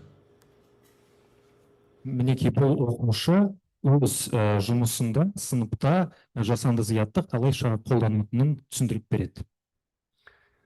As you can see, this is multimodal writing. In the 21st century, we can include videos in our writing, we can include infographics, we include any media you want to include. Байқаңыздар, қазір біздің материалдарымыз да өзгеріп жатыр. Бұлардың формасы түрлі болуы мүмкін. Инфографика, бейне материал, мәтін, неше түрлі. And by the way, this particular environment is designed to be used down to about grade 4. So this environment you can see here might be grade 4 students doing an animals project. It might be grade 12 students doing a history project. This is simply an AI-informed working space for use at all levels. Бұл арнайы құрастырылған оқу ортасы, ол бастауыш сынып оқушыларына да жарайды, 4-ші сынып оқушыларына, 12-ші сынып оқушыларына да оны түрлендіруге болады. Now this at the top here you can see is a normal editor. I can include all sorts of media, any media I want. I've just shown you that.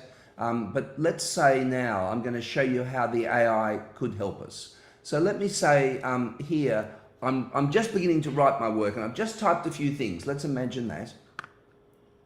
Мінекей бұл жерде біз қосымша материалдарды қоса аламыз.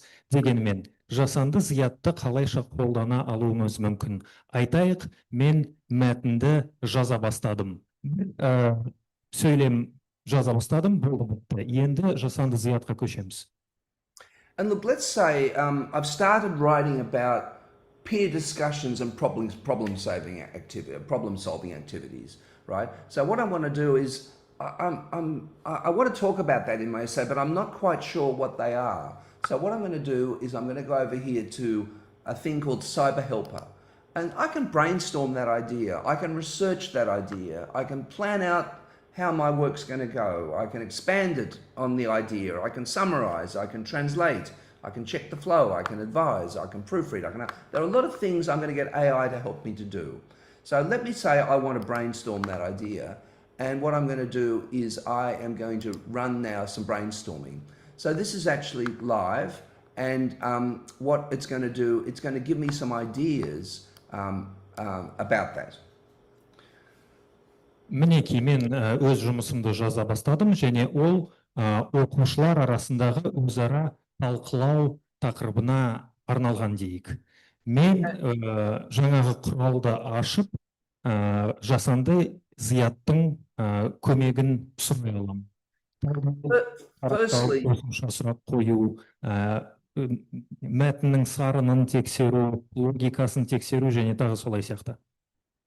And firstly, one of the things, firstly, it's got to know me. It knows who I am. It's seen all the work I've done before, and it knows from my profile. And it suggests me some ideas here. So it doesn't do the work for me. It just makes suggestions. And again, if I'm a grade 4 student doing a project about tigers, it will help me think about how I talk about tigers.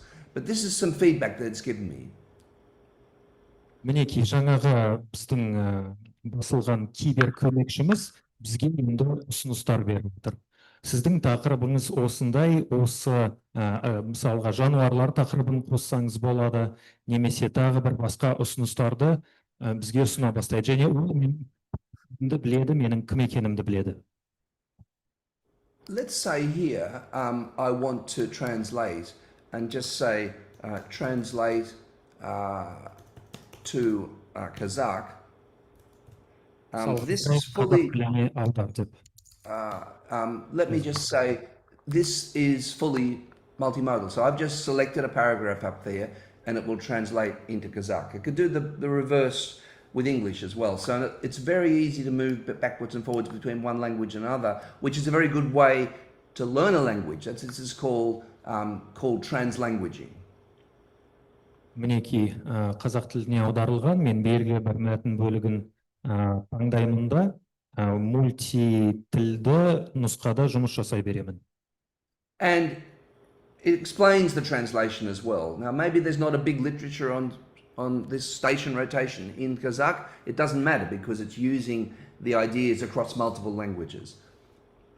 Осыған қоса, ол берілген аудармаға қатысты пікір қалдырады. Now let me tell you here a couple of things. One is we're giving you all the AI support you need, but we're also keeping a record of it. We're also tracking it. So in other words, this is helping you think and helping you write a much better piece of work, but we know how much the AI has helped you and in what ways.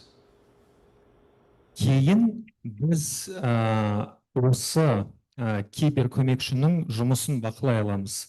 Сіз жасанды зиятты қалай қолдандыңыз, қаншалықты көп қолдандыңыз және қай сұрақтар бойынша, оның барлығын талдай аламыз. But let me tell you, what's the role of the teacher nowadays? Well, the teacher has a big role in the era of AI.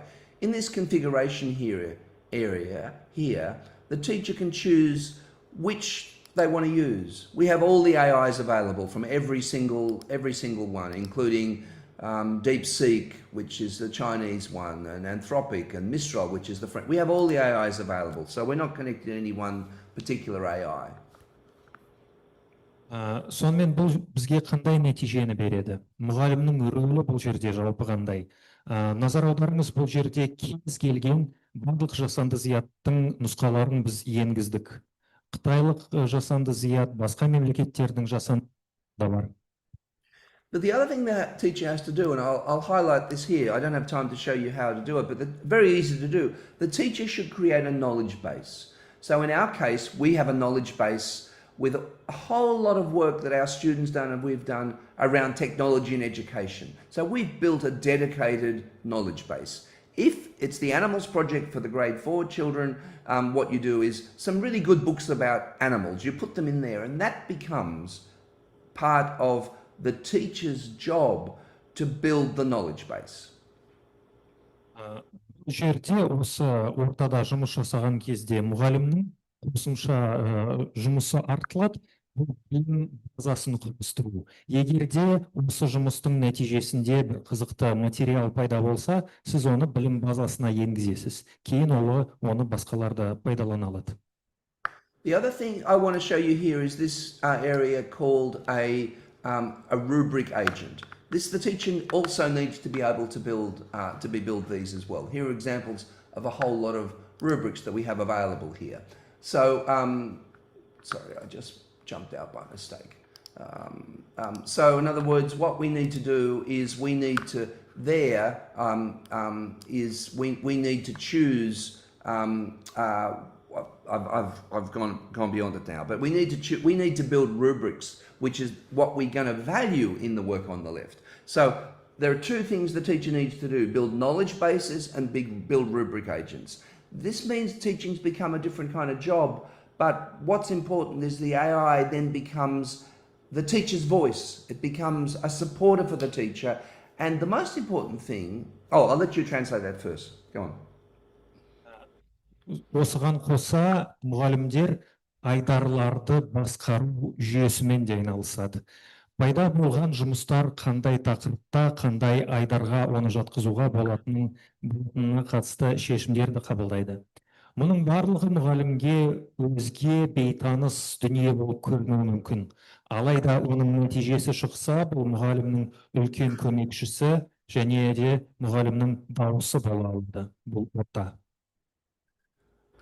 So, what I want to do is I want to conclude on one slide now, and this is a relatively difficult slide because I'm conscious that we've kind of running out of time now.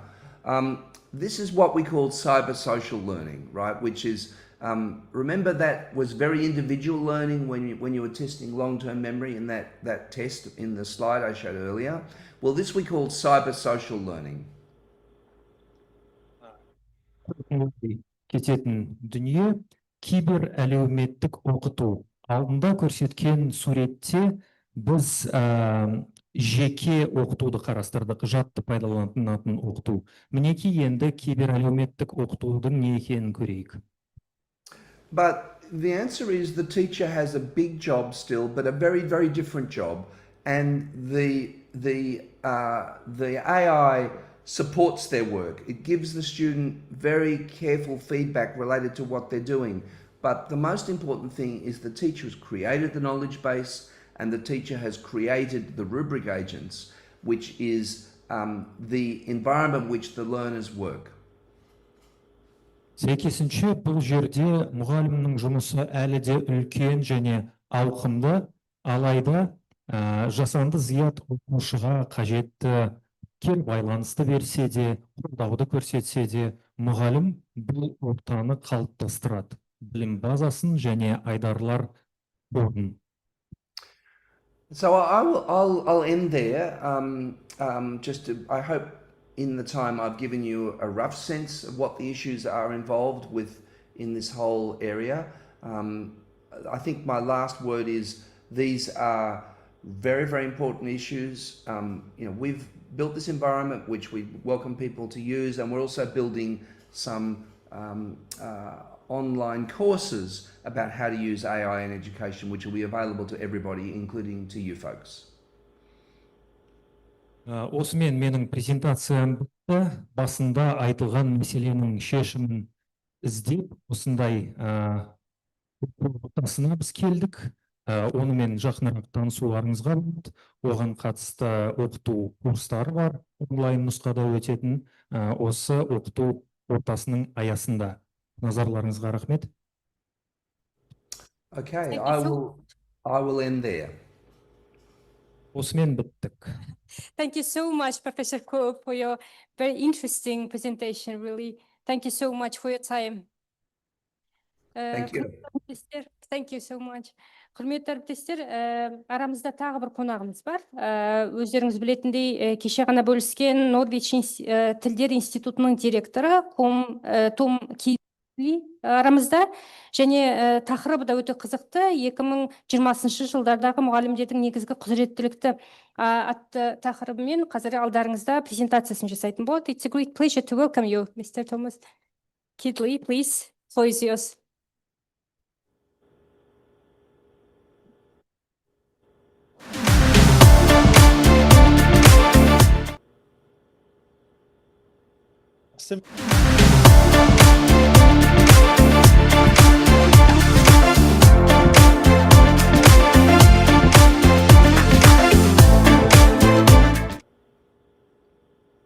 Hey, Rachmit, spasiba, thank you. Fortunately, all the rest of the work is going to be done by the translator. Мне повезло, потому что оставшуюся часть моей презентации я возлагаю на переводчика. So I'd like to start with a big thank you to Orleo, where I had the pleasure of spending some time yesterday learning about their projects and programs and platforms, and also to British Council Kazakhstan, who facilitated me being here today. Позвольте мне начать с искренних слов благодарности. Прежде всего, благодарю Орлео. У нас была возможность вчера ознакомиться с программами и платформами, которые используются этой организацией. И, конечно же, я хотел бы выразить искреннюю признательность Британскому совету в Республике Казахстан за то, что они смогли сделать это мероприятие возможным. So I'm director of Norwich Institute for Language Education, NILE, and we are a specialist teacher professional development institute in the UK. So the theme of this conference is just perfect for me. Я возглавляю Институт профессионального развития учителей Великобритании. И тема нашей сегодняшней конференции как нельзя лучше подходит к тем обязанностям, которыми я занимаюсь каждодневно. Поэтому я очень рад быть с вами, уважаемые коллеги. So I'm going to be talking about key teacher competences in this third decade of the 21st century. Сегодня мы с вами поговорим предметно о том, какими компетенциями должен обладать преподаватель, поскольку мы уже с вами перешагнули первую треть нового века. Да? And I want to emphasize that these are my selected teacher competences. I don't expect them to be yours, and I expect you to critically evaluate and to think about what your key competences would be for teachers in Kazakhstan in this decade. Я хотел бы сделать небольшую оговорку. Дело в том, что те компетенции преподавательские, которые я представлю вашему вниманию, это исключительно мои умозаключения. Это то, что работает в моем случае. Вас, уважаемые коллеги, я призываю к тому, чтобы благодаря критическому мышлению и переосмыслению того материала, который я вам представлю, вы смогли бы сформировать свой перечень таких компетенций, которые были бы идеальны для учителей, осуществляющих свою деятельность в Казахстане, как я уже сказал, после 2020 года.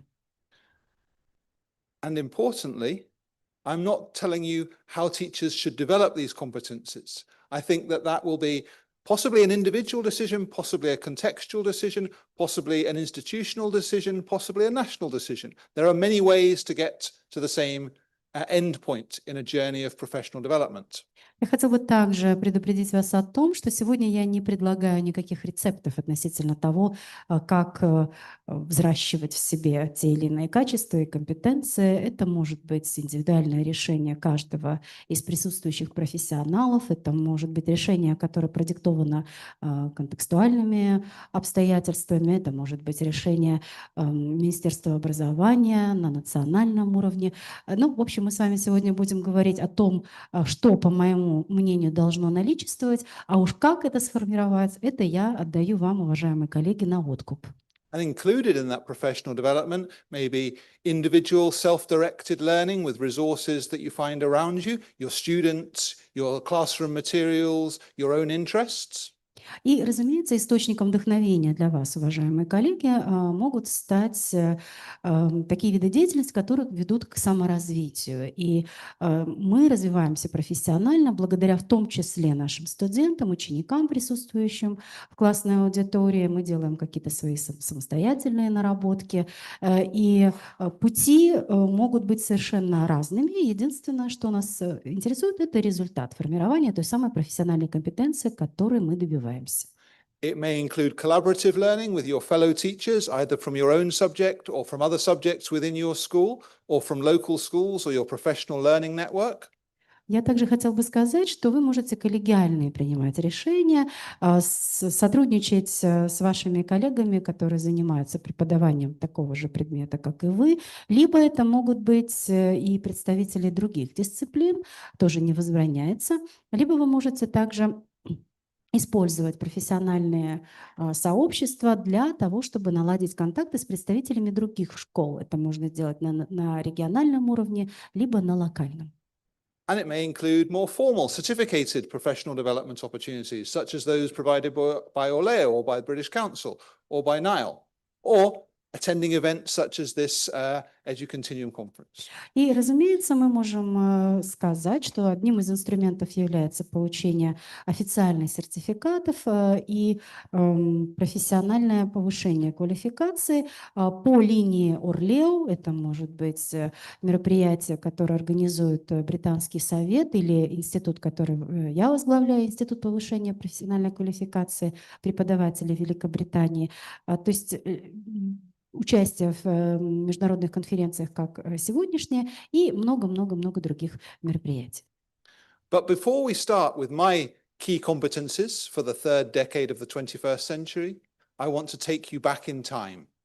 Ну, до того, как я начну рассказ о том, что я считаю ключевыми компетенциями, необходимыми преподавателям в уже оставшейся трети 21 века, давайте совершим небольшой экскурс в историю. We are going back 125 years. Are you ready to go on a journey with me? Вы сейчас готовы окунуться в прошлое на 125 лет назад? Да? Я надеюсь, готовы.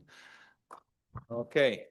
So, at the turn of the 19th and 20th centuries, a group of French artists inspired by the science fiction writing of the author Jules Verne, from Around the World in 80 Days and 20,000 Leagues Under the Sea, decided to predict what they thought life would be like in the 21st century, in our century. Дело в том, что я хотел бы вам рассказать одну историю. Много-много лет тому назад, на рубеже 19 и 20 веков, группа французских художников, вдохновленная произведениями Жюля Верна, да, мы все их знаем, «20 лье под водой», «Путешествие вокруг Земли за 80 дней», задались сакраментальным вопросом: а как же будут жить люди в 21 веке? То есть как будем жить мы с вами? So this was their prediction of what traffic would be like. You can see at the top it says in the year 2000. It was painted in 1901. I bet you wish traffic was this easy in Astana. Гляньте, как они представляли свое тогдашнее будущее, наше настоящее. Да? Вы видите, что картина, написанная в 1901 году, изображает то, каким образом мы бы перемещались, да, гипотетически сейчас. Но я думаю, что никто бы не отказался, чтобы в Астане все было так благостно, да, сейчас. They did pictures about home life, about architecture, about transport. But importantly for us, one artist also predicted what education would look like in our century. Please don't turn the slide yet. И, пожалуйста, не перелистывайте слайды, пока я не закончу комментировать этот. Так вот, эти художники, футуристы, представляли себе разные сферы жизни человека. Они задумались над тем, как будет выглядеть обычная жизнь бытовая, да, как будет и какой будет транспорт и много-многое другое. Но очень важно, эти художники также отвечали на вопрос, как же будет выглядеть процесс обучения в 21 веке.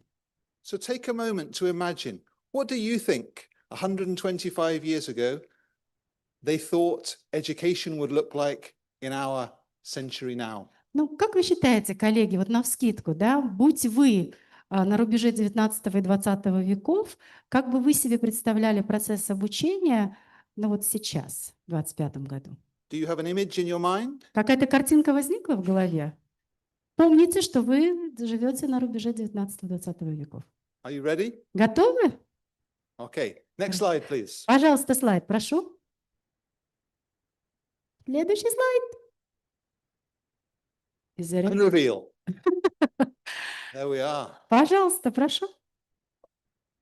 It's quite a nightmare vision, isn't it? Ну, для меня так это сродни ночному кошмару, да? Либо возможности видеть сквозь... The students plugged in to the technology, learning independently.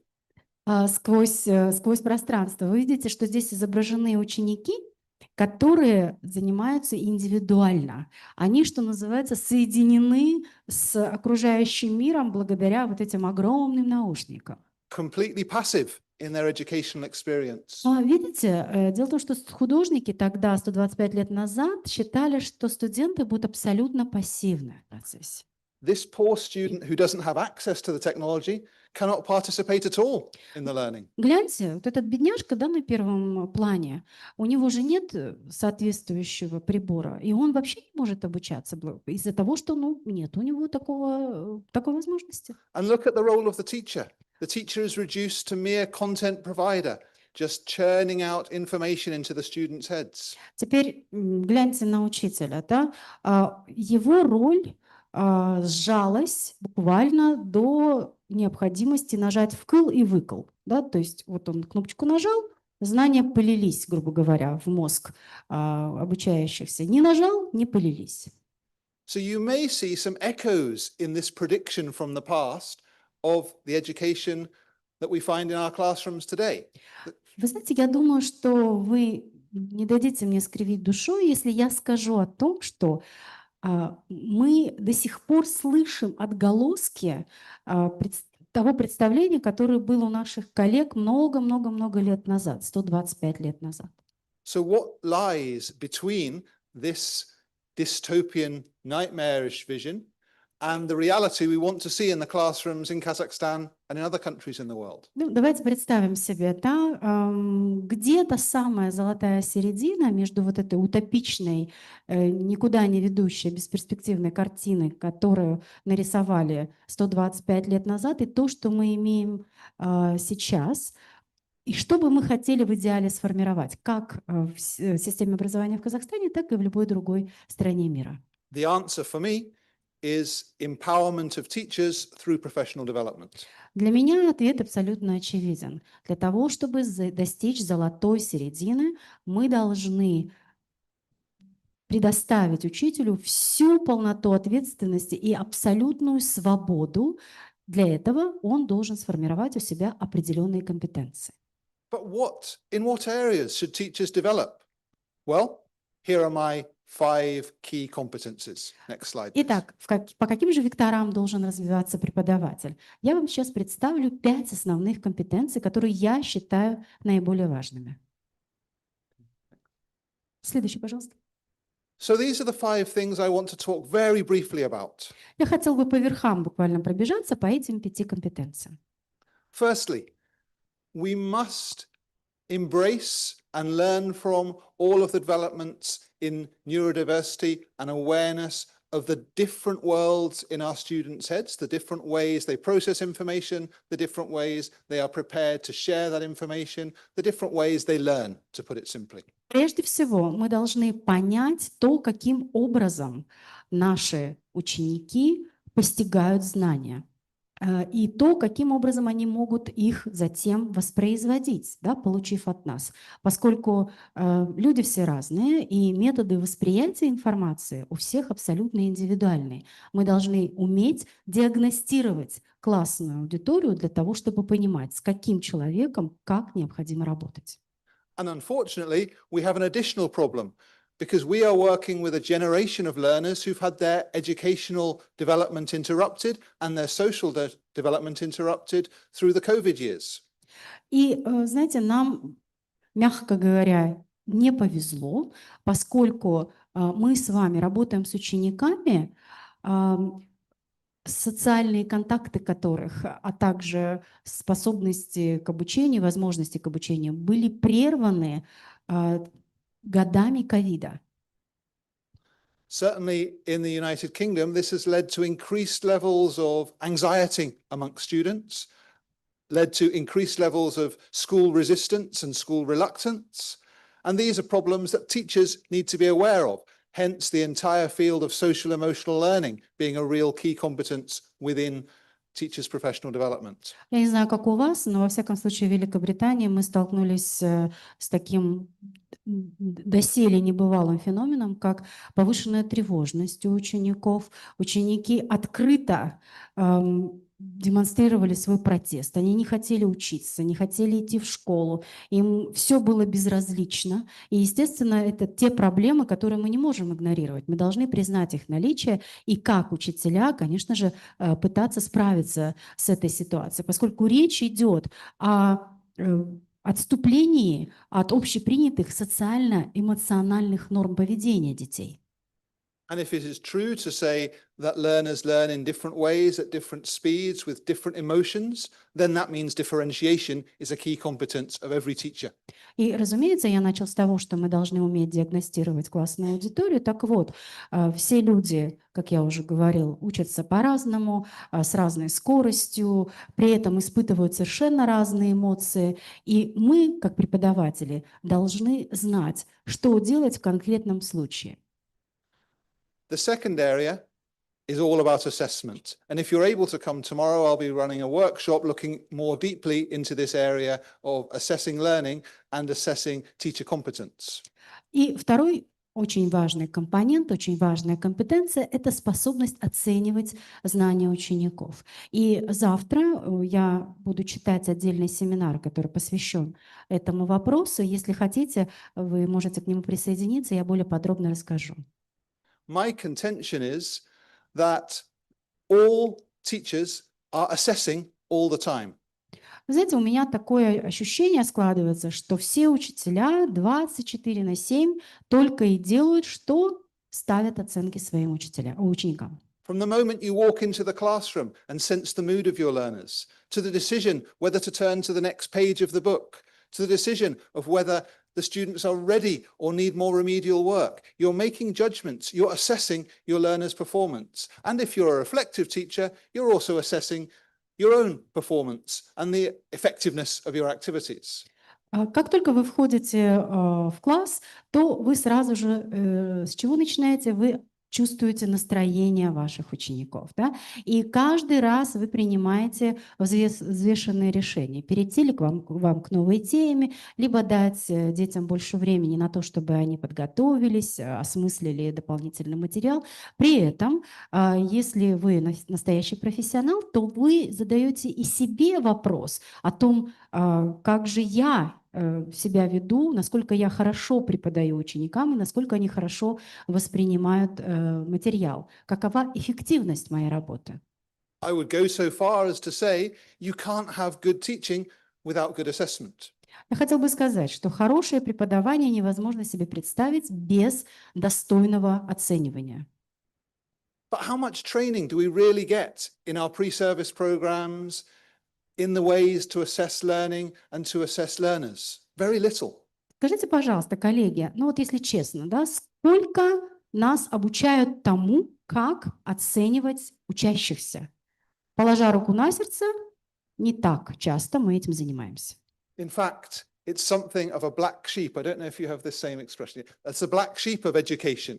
Assessment is left to other people, or it's to do with statistics and numbers and too complicated for teachers to absorb. However, this is a key part of teacher literacy. Ну, я хотела бы сказать, что когда встает вопрос оценивания, как от назойливой мухи отмахиваются, да? Ну вот, мол, дескать, это не наша работа, преподаватель предметник, у него есть свои задачи, а вот оцениванием пускай кто угодно занимается, там, статистики, математики. Это чересчур сложный процесс, его невозможно постичь, поэтому преподаватели занимаются своим делом, а все, кому положено подсчитывать цифры, подсчитывают цифры.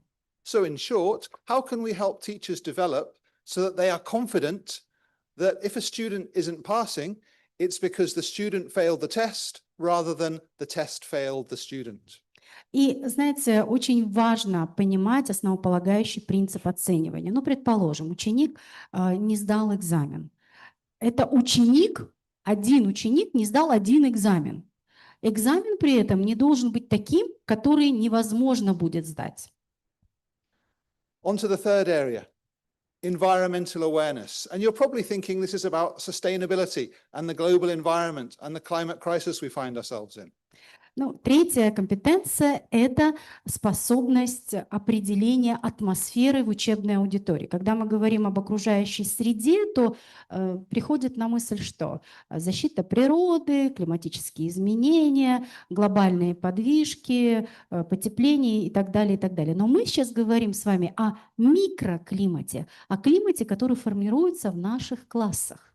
And this is, of course, very important, but actually I'm more interested in the environment of the classroom, what we can know about what's happening inside our classrooms that might affect our learners' learning. И когда мы говорим с вами об окружающей среде, атмосферы в классе, крайне важно уметь понимать, что же происходит с нашими учениками, поскольку общий эмоциональный фон, общая психологическая ситуация, она может либо способствовать, либо препятствовать обучению. Some of the most interesting research that I've seen in education in the last 10 years has focused on the relationship between the temperature of the classroom, the light levels in the classroom, the oxygen levels in the classroom, and students' ability to concentrate and learn. And if we can't get these fundamental conditions right, how can we expect learners to improve, progress, assimilate this new information, no matter what great methodologies they use, if the conditions aren't appropriate for learning? Вы знаете, я за последние 10 лет знакомился с большим количеством научных статей, и среди них был ряд статей, который посвящен очень интересному явлению, как создание благоприятных условий для обучения.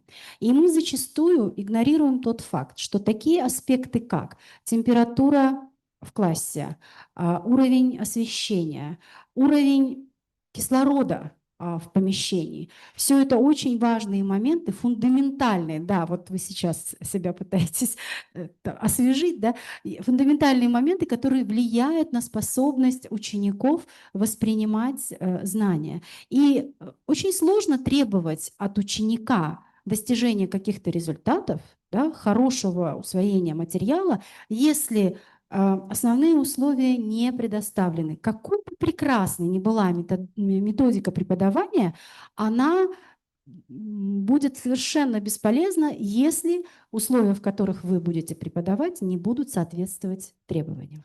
In fact, the lead researcher in this area in the UK, Professor Stephen Heppel, says, if you want your child to do well in school, tell him or her to sit near a window and open it. Вы знаете, ведущий исследователь в этой области, профессор Стивен Хаппель, так и говорит: знаете, если вы хотите, чтобы ваш ребенок стал отличником, посадите его у окна и откройте его. That's how important the learning environment is to the ability to learn. Именно поэтому я настаиваю, что условия обучения важны с точки зрения способности учеников учиться и учиться успешно. On to the fourth area, and this is the big one, digital literacy. Мы с вами подходим к четвертой компетенции, крайне важной, это цифровая грамотность. If you're as old as me, you will remember when technology in the classroom meant I've got an overhead projector and I can show my transparencies to my students. Но если вы убелены сединами, как я, вы, наверное, помните те далекие годы, когда если у нас в классе был проектор, то все, предел мечтаний. In that evolution, in my lifetime as a teacher and teacher trainer and teacher educator, that's moved from computer labs through to internet-enabled learning, through mobile learning, into remote and online learning, and now, of course, artificial intelligence. Ну, я за свою долгую профессиональную деятельность, я был и рядовым преподавателем, и затем занимался инструктажем своих коллег и проводил большое количество тренингов. Так вот, мы прошли огромный эволюционный этап. Вы помните, да, компьютерные лаборатории сначала были, потом к нам пришел на помощь интернет, потом мобильное обучение, потом дистанционное обучение. И сейчас у нас что? Искусственный интеллект. And I think the key factor we have to remember is that artificial intelligence in education is not one thing. И мы должны с вами памятовать о том, что искусственный интеллект — это не единственный компонент обучения. It's about academic integrity on one side. Мы должны с вами озаботиться тем, чтобы гарантировать нулевую толерантность к любому плагиату. How can students use these tools responsibly and transparently and honestly? И, конечно же, наши ученики должны пользоваться искусственным интеллектом, никто это не отрицает, но делать это открыто, абсолютно честно, и, как я уже говорил, мы не должны ни в коем случае допускать плагиата с их стороны. It's about accessibility and inclusion. Мы с вами должны упомянуть также и обеспечение доступа к искусственному интеллекту и о необходимости создания инклюзивных условий обучения. You remember the boy in the photo who didn't have access to the technology? Помните нашего мальчика, да, на переднем фланге, у которого не было доступа к технологии? Sorry, it wasn't a photo. I hope you didn't translate it as a photo. Picture. Извините, картина, да. At the moment, there's a whole range of artificial intelligence tools which are free. Ну, мы знаем с вами, что огромное количество различных существует методов и средств, да, которые основаны на искусственном интеллекте, и они бесплатные абсолютно. Of course, if you have the digital device and the connectivity to access them. Понятное дело, да, если у вас есть гаджеты, если у вас есть доступ к интернету. But what happens in 5 years if they decide to charge us a monthly subscription to access artificial intelligence tools? Are we ready? Мы сейчас спокойно пользуемся этими методами, потому что они, как я уже говорил, бесплатные. Да? А что, если через 5 лет ведут подписку на эти инструменты? Что мы делать-то дальше будем, если за каждый шаг нужно будет платить? It's also about the ambiental impact. We know that there is a huge need for water and power to drive these servers for artificial intelligence. Are our students aware of this? And should we be making that part of teachers' awareness to share with their students? Ну, знаете, тут еще есть один очень важный этический момент. Дело в том, что мы, пользуясь интернетом и технологическими достижениями, зачастую забываем о том, что для того, чтобы генерировать такой высокочастотный сигнал, необходимо потратить большое количество природных ресурсов. В частности, на это уходит много воды и много электроэнергии. Поэтому мы, как преподаватели, должны сделать все, чтобы наши ученики знали об этом факте. Технология и интернет сами по себе не приходят. Это то, чему предшествует трата больших природных ресурсов. So we can see that AI isn't just artificial intelligence. This probably won't work in translation. It's also academic integrity, accessibility and inclusion, and ambiental impact. 3 more AIs to consider. И если мы говорим об искусственном интеллекте, то это не единообразное какое-то явление. Да? Это, если хотите, нечто, что состоит как минимум из 3 элементов. Первый элемент — это обеспечение доступа к самому этому искусственному интеллекту и инклюзия. И, конечно же, как я уже упоминал, необходимость тратить большое количество природных ресурсов. So we need to develop in teachers the competence to use digital technology, artificial intelligence, because they feel they should rather than because they feel they can or they must. Ну и, конечно же, цифровая грамотность, куда без нее, это неотъемлемая часть работы наших педагогов, уже нет нужды это отрицать, поэтому будут развиваться семимильными шагами и цифровые технологии, и искусственный интеллект. Поэтому нам очень важно, чтобы преподаватели были теми, кто в совершенстве этим владеет. On to my final area, And you probably recognize the name of my institution is Norwich Institute for Language Education. So this one is close to my heart. And I'm going to start with the contentious statement that every teacher is a language teacher. Ну, я думаю, что вы помните название той организации, которую я возглавляю. Официально мы называемся Институтом изучения языков.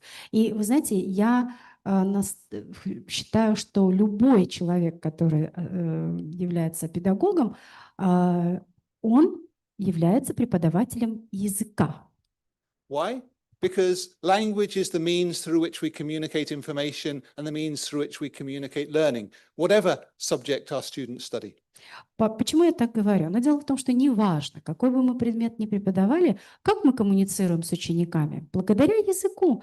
То есть мы передаем знания через устную речь. Поэтому все мы, уважаемые коллеги, неважно, из какой дисциплины, мы все с вами лингвисты. Language is power.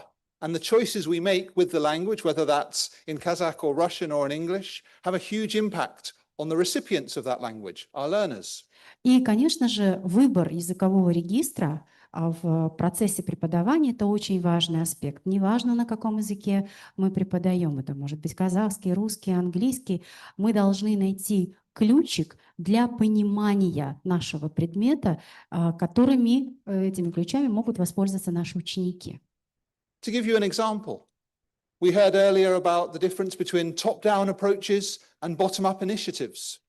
Ну, такой небольшой пример. Помните, мы с вами обсуждали, уважаемые коллеги, что лучше, да, спускать инициативы сверху вниз, либо наоборот, все двигать снизу вверх. We all understand the concept, but what does it mean to say to teachers, you're part of the bottom-up initiatives? Well, it means you're at the bottom.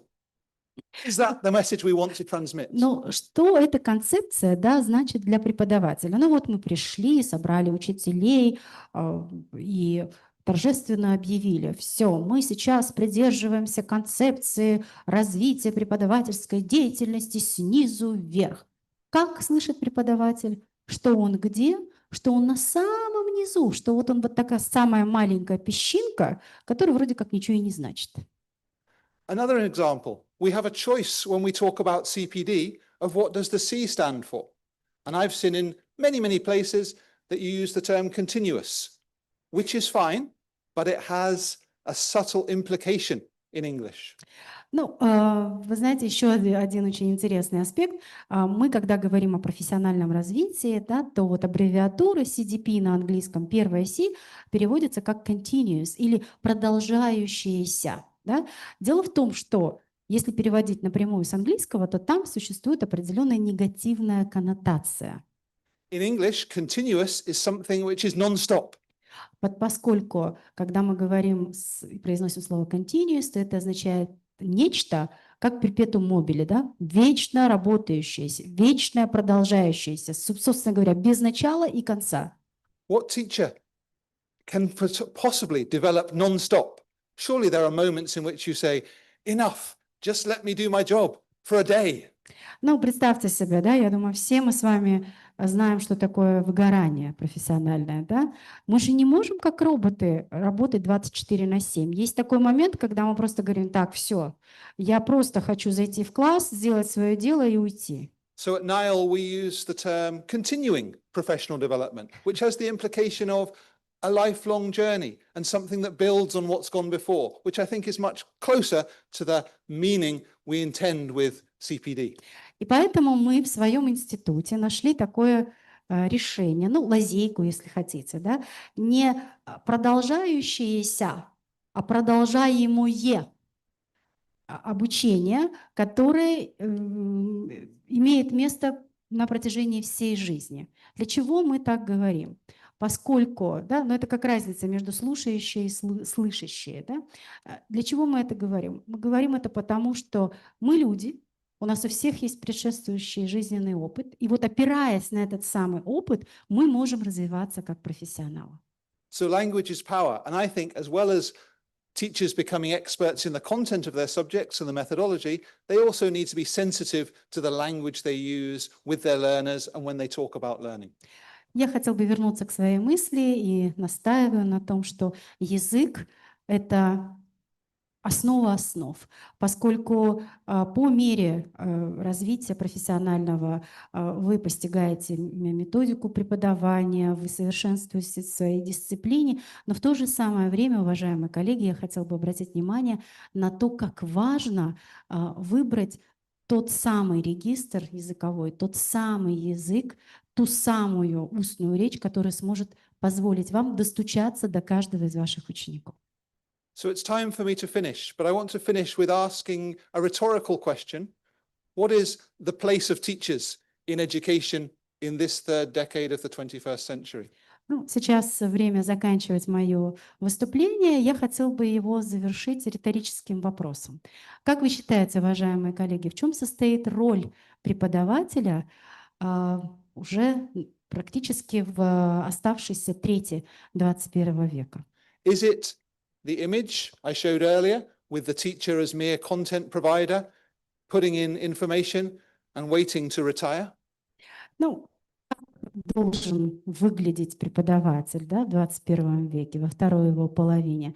Это как было изображено на картине, человек, который отвечает за вкл и выкл и ждет пенсию. I think it's the empowered teacher who is in control of their own professional development and knows the next step in their learning journey.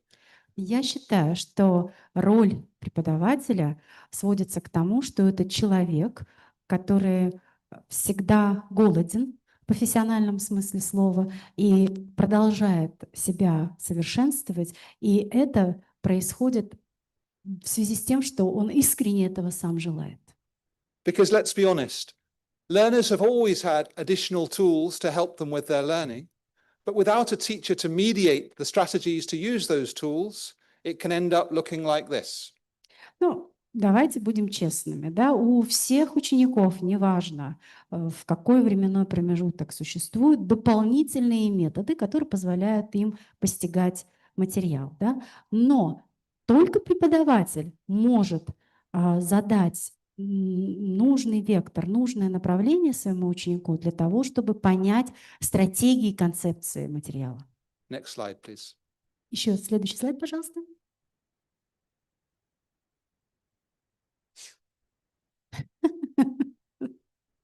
So while we know what the learner wants to achieve, without the teacher mediating this, without the teacher understanding what's going on, learners are left to their own devices. And I think teachers will always have a key place to fulfill in education. Ну, это такая шуточная запись, да? Но мы все знаем, какова наша цель, и при этом знаем, какая цель у наших учеников, да? Так вот, давайте поможем им впитать все знания так, как явственно показано в этом видеоролике. Thank you. Благодарю, спасибо. And thank you to the translator. Thank you so much. Thank you for your presentation. Thank you. Құрметті әріптестер, келесі біздің спикерімізде аттас Томас Хериот, доктор Томас Хериот. Томас Хериот Кембридж университетінің түлегі бола тұра, қазіргі таңда мектептің директорының орынбасары болып жұмыс жасайды және мұғалімдердің Ұлыбританиядағы кәсіби біліктілігін арттыруына жауапты. Және қазіргі біздің қосылу барысында Англияның кейсі түсіндіргісі келеді. Яғни Англиядағы мектепте мұғалімдер қалай біліктілігін арттырады және кәсіби біліммен айналысады деген сияқты. Dr. Thomas Heriot, we're so happy to see you. Yes, are you here? We're so sorry that... I am here, yes, yeah. Yeah, floor is yours. Thank you. Thank you.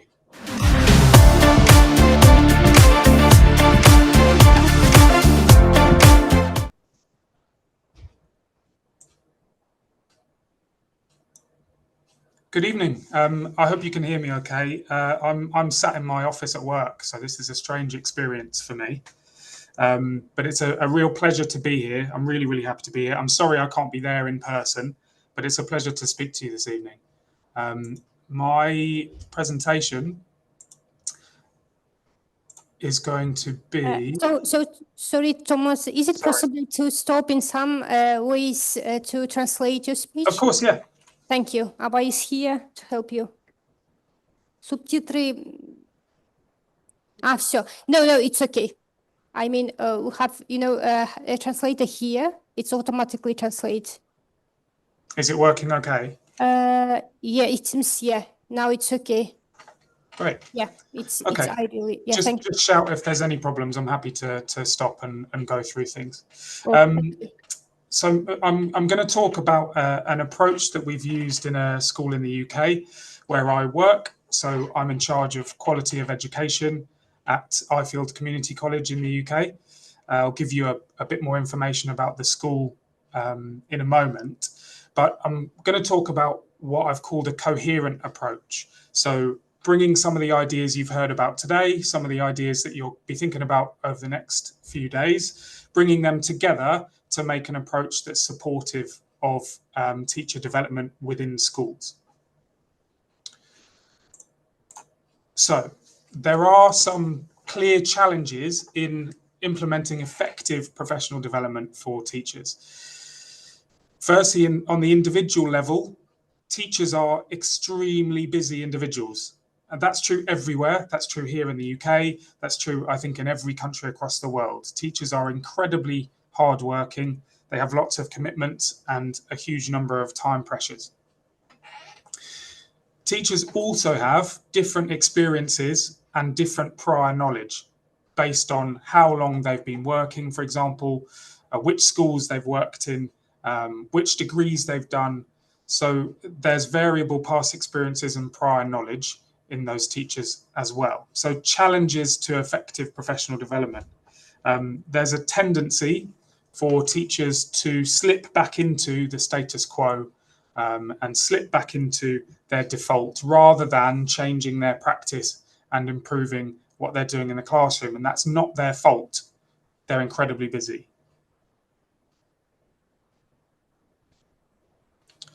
Equally, at an organizational level, there are challenges to effective professional development.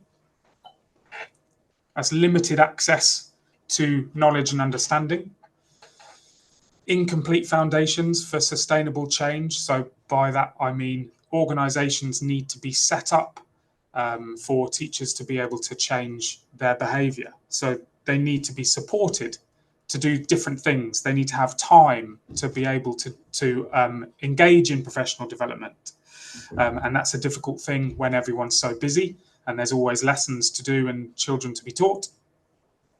And sometimes schools are unsafe for teachers to take risks. I don't mean that teachers are in danger, but I mean that teachers need to feel safe to be able to try new things without judgment and without risks and implications for their professional identity. So that safety, psychological safety for teachers is also really important and has to come from an organizational level. So implementing effective professional development for teachers in schools is a really difficult thing to do, because effectively what you're trying to do is bridge the gap between theory and practice. And there is a huge leap between something being effective in theory and something being done in practice. So there's potential there for effective CPD to have a huge impact, but that bridge, that arrow there on the screen is a really big leap. It's a very hard thing to do. So I'm going to talk now a little bit about the model that we have used to put together our program of professional development, and some further details about what we've actually done on the ground, which I hope will be useful for any of you who are looking to implement professional development within a school setting. So these are, this is a model of effective continuous professional development. And I take Tom Kiddle's point about continuing professional development. I think that's a really nice change in language. So I've put continuous professional development. Continuing, I think, is a nice way to put it. The first stage in this process is to build knowledge. So what do teachers already know? What can be built upon? So it has to be a constructive process. And how can it be as focused as possible so that teachers aren't overloaded? So that's the first consideration when we're thinking about putting together effective continuous professional development. I'm not talking about a single session, a single training session, or a half an hour after school, or a meeting here and there. I'm talking about a plan across several years to improve practice. So we have to think carefully about what we want to achieve and how we're going to build on what's already there to do so. The second stage in building this effective continuous professional development is motivating staff. So unless you have the motivation, the buy-in, if you like, of staff, it's not going to go anywhere. They are busy, we've said that already. So we have to make sure that the goal is shared. So what is the shared goal or the shared intended impact between leaders and teachers? What evidence exists that can be shared? So what research is out there that will motivate and reassure staff that they're on the right path? And how can good practice be recognized? So how can we celebrate the successes of teachers to make sure that it isn't just an experience of being told how to change, but actually the strengths of practice are recognized along the way as well. Then we're building knowledge, we're motivating staff. We also need opportunities for teachers to develop their technique. So it's okay to be told what needs changing, but teachers also need opportunities to try things out. So what input do teachers need? It might be instruction, so a lecture style CPD session. It might be social support, so collaborative meetings with other teachers, opportunities to discuss what they've tried. It could be modeling techniques, so being shown videos of great teaching, having opportunities to discuss each other's practice. It could be monitoring and feedback, so getting feedback on their own teaching, which is incredibly powerful. And it could be rehearsal opportunities, so opportunities in a safe space with each other to try out new techniques and to get feedback on trying that out before they go in front of a class of students and try something new. That input can then lead us to developing techniques, which leads us to the final stage, which is around embedding practice. So how do we make this sustainable? How do we make sure that when teachers change their practice, it's permanent? And to do that, we have to remind teachers what they should be doing. Things have to be revisited, so it isn't just a one-off instruction, but actually teachers are reminded about what's expected from them, and they receive regular feedback and opportunities for continued refinement. So that embedding practice is probably, I would say, the most difficult aspect of this cycle. Because if we want continuous professional development, we want continuing professional development, then we want the change to be continued. And in order to achieve that, we have to embed that practice so that it becomes the new normal for staff and for teachers. So I'm going to talk a little bit more about how, or some of the things that we've done here to use this sort of model to embed a program of continuous professional development at this school. But I need to tell you a bit more about the school first. So it is a school of about 1,300 students, 1,300 students, around about 80 teachers, so it's slightly more than that. The students here have a low socioeconomic status. That's not a very kind phrase, but I know it's one that's used in research. So a lot of our students come from low-income backgrounds. Literacy is a particular weakness. The students join us at age 11. Literacy is a weakness of most of our students. And I, again, want to echo what Tom Kiddle said. Every one of our teachers is a language teacher. That's really, really important to us too. Curriculum design here is focused strongly on what students need to know. And previously, there's been less of a focus on applying knowledge. That gives you some background of where we have been before. Development of teaching has focused on checking that students understand what's being taught before we move forward. So there's been a lot of work previously on ensuring that teachers are checking that students understand before they move on, which obviously supports progress for all students. And just the context here is that all staff attend a 1-hour CPD session every Monday at the end of the school day. So that gives us a real opportunity for effective CPD and a sort of backbone of high quality training every single week. So every Monday, we're lucky enough to have an hour with all of our teachers to develop their progress, their practice, as we move forward. That isn't it. There is more to it. So I'll talk about what else we've done to support that. Okay, so that's a bit of a background of my school. We're in a small town just south of London in the UK. So that first stage then, I'll remind you of these two questions. So we asked, what do teachers already know that can be built on?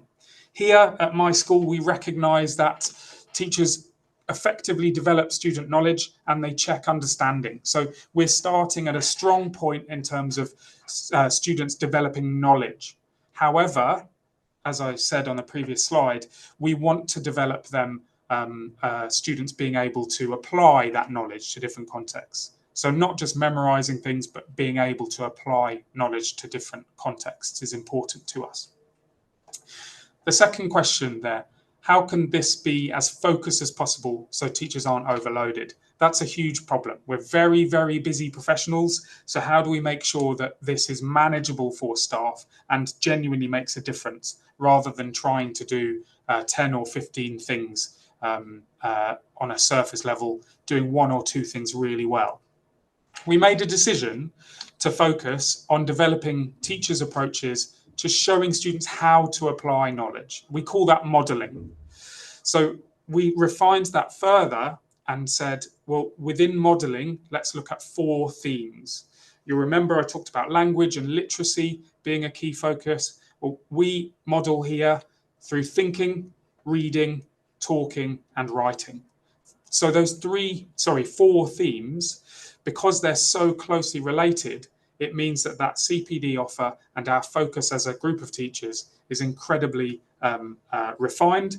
One single thread there really, which means that whenever we visit lessons, whenever teachers have CPD sessions, it is always talking about modelling, so showing students how to think, read, talk, or write.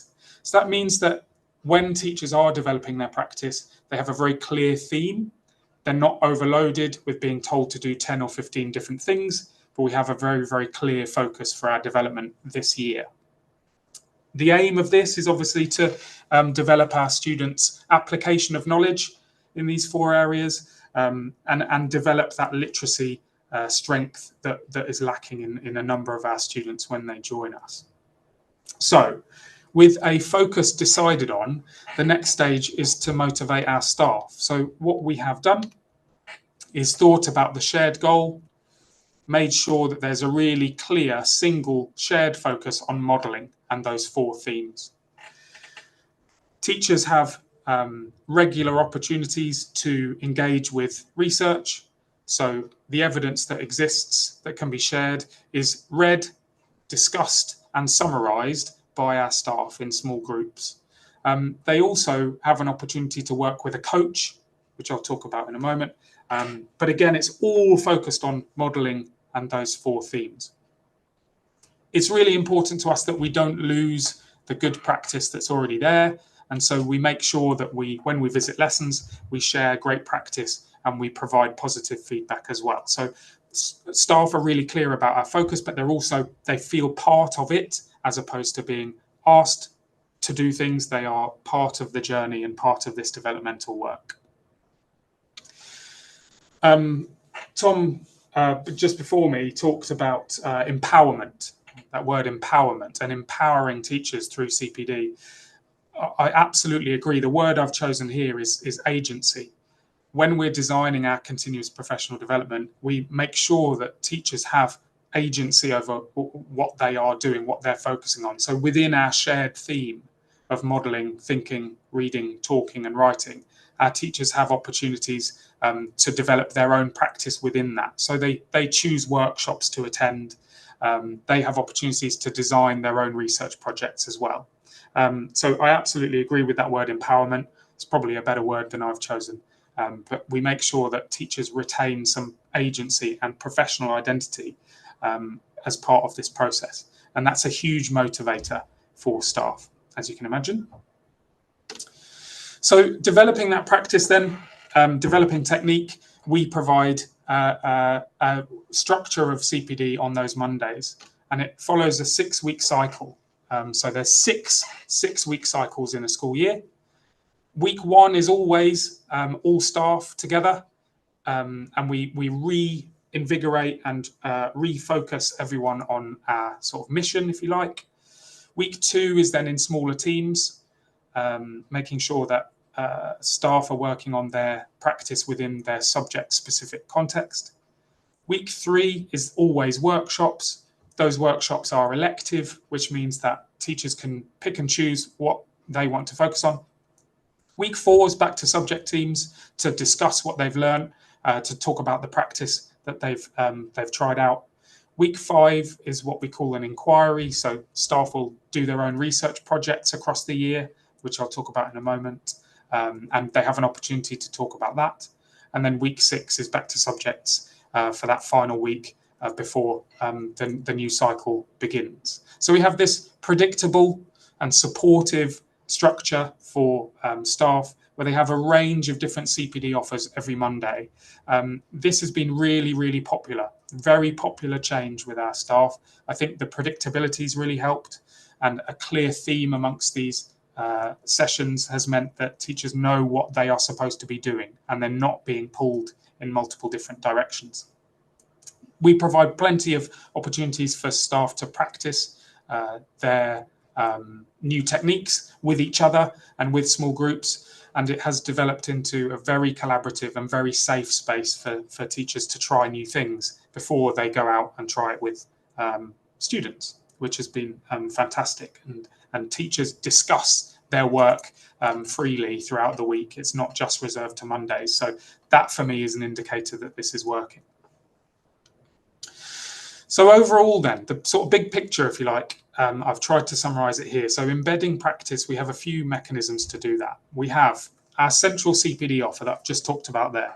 Oh, ignore those rogue triangles. I don't know why they're there. So with central CPD offer is those Monday meetings. What we've then done is thought, well, how can we support this further? So we put in place individual inquiries. So every teacher does an inquiry based on modeling.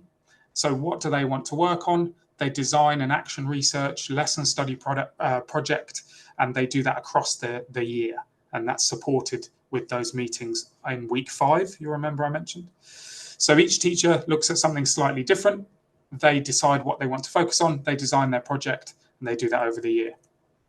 Alongside that, every teacher also receives coaching throughout the year. So they will receive, or they'll have meetings with a coach who will discuss what's going well, provide some opportunities for positive feedback to support their progress. And that's all tied to modeling, thinking, reading, talking, writing, as I said. We monitor, so we visit lessons, we look at books. I'm referring to Tom a lot here. I really enjoyed his presentation. He talked a lot about assessment. That's really important to us as well, not just the data, but assessment in terms of what's going on in the classroom. Is it where we need it to be? And that monitoring and assessment then informs what we do in those CPD sessions. So we might see in lessons that modeling talking is a real strength. So we will then share that great practice on those Mondays. We also need to make sure that our leaders in our subjects are as strong as possible and can lead that CPD within their teams. So we have a leadership development program that all of our middle leaders complete throughout the year as well. So we meet once a month and we do sessions on various leadership aspects. And finally, alongside this, we make sure that our curriculum, so what students learn, is also designed in a way that supports teachers to model thinking, reading, talking, writing. So it's part not just of how students are taught, but what they are taught as well. So curriculum development runs alongside the development of teaching and learning. So you can see here that we've centered everything around one single aim. We've decided what we think will make the biggest difference and designed our whole program around that. Finally, a couple of conclusions. For those of you who are attempting to put effective professional development into schools, the first thing I would say is to pick the one thing that will make the biggest difference and align everything to it. If we try and do too many things, we overwhelm teachers with too much stuff, we're not going to make progress in the right direction. So what one thing will make the biggest difference? It doesn't mean that everything else is perfect, but if we do the one thing that makes the biggest difference first, we can move to the next thing that will make the biggest difference once we're happy with that progress there. Secondly, high quality CPD sessions. So hopefully you're enjoying your day today and you're having a great conference, but sitting there and absorbing this information is just the start. So to get a change in practice, a change in behavior from teachers, you also need a safe environment for inquiry. You need teachers to be able to try new things, practice what they want to try, and receive feedback. So if teachers don't have those things, you're unlikely to see a change in behavior. And finally, we need to monitor progress. So we need to know that we're moving in the right direction, and we need to make sure that all stakeholders, but particularly leaders, are supported to lead change in their teams. It can't come from one or two people within an organization. If we want to see change over a large number of teachers in large organizations, in schools or groups of schools, then it has to be led by everyone, not just one or two people. So all stakeholders need to be supported to lead that change. Thank you very much for your time this evening. It's been an absolute pleasure speaking to you. Again, sorry I can't be there in person, but it's been a pleasure. If you do want to obviously drop me an email, you can do. I don't know whether we have time for questions now, but it has been a pleasure speaking to you. Thank you very much for listening. Thank you so much, Hira. Dr. Hira, it was so interesting presentation to know about the model of how British teachers develop the professional development system in case of your school. Thank you so much for your time and for your presentation. Thank you. Тағы бір айтқан консультативтік советтің ішінде доктор Томас Хириот та бар. Яғни болашақта да жақсы бір жұмыстар атқарып, біздің модельді де анықтауға және дамытуға жақсы бір септігін тигізеді деген ойдамын. Келесі спикеріміз келесі сөзді педагогика ғылымдарының докторы профессор Қозыбаев университетінің өкілі Алма Жақымқызына бергіміз келеді. Презентация, концепция персонализированного развития педагогов на основе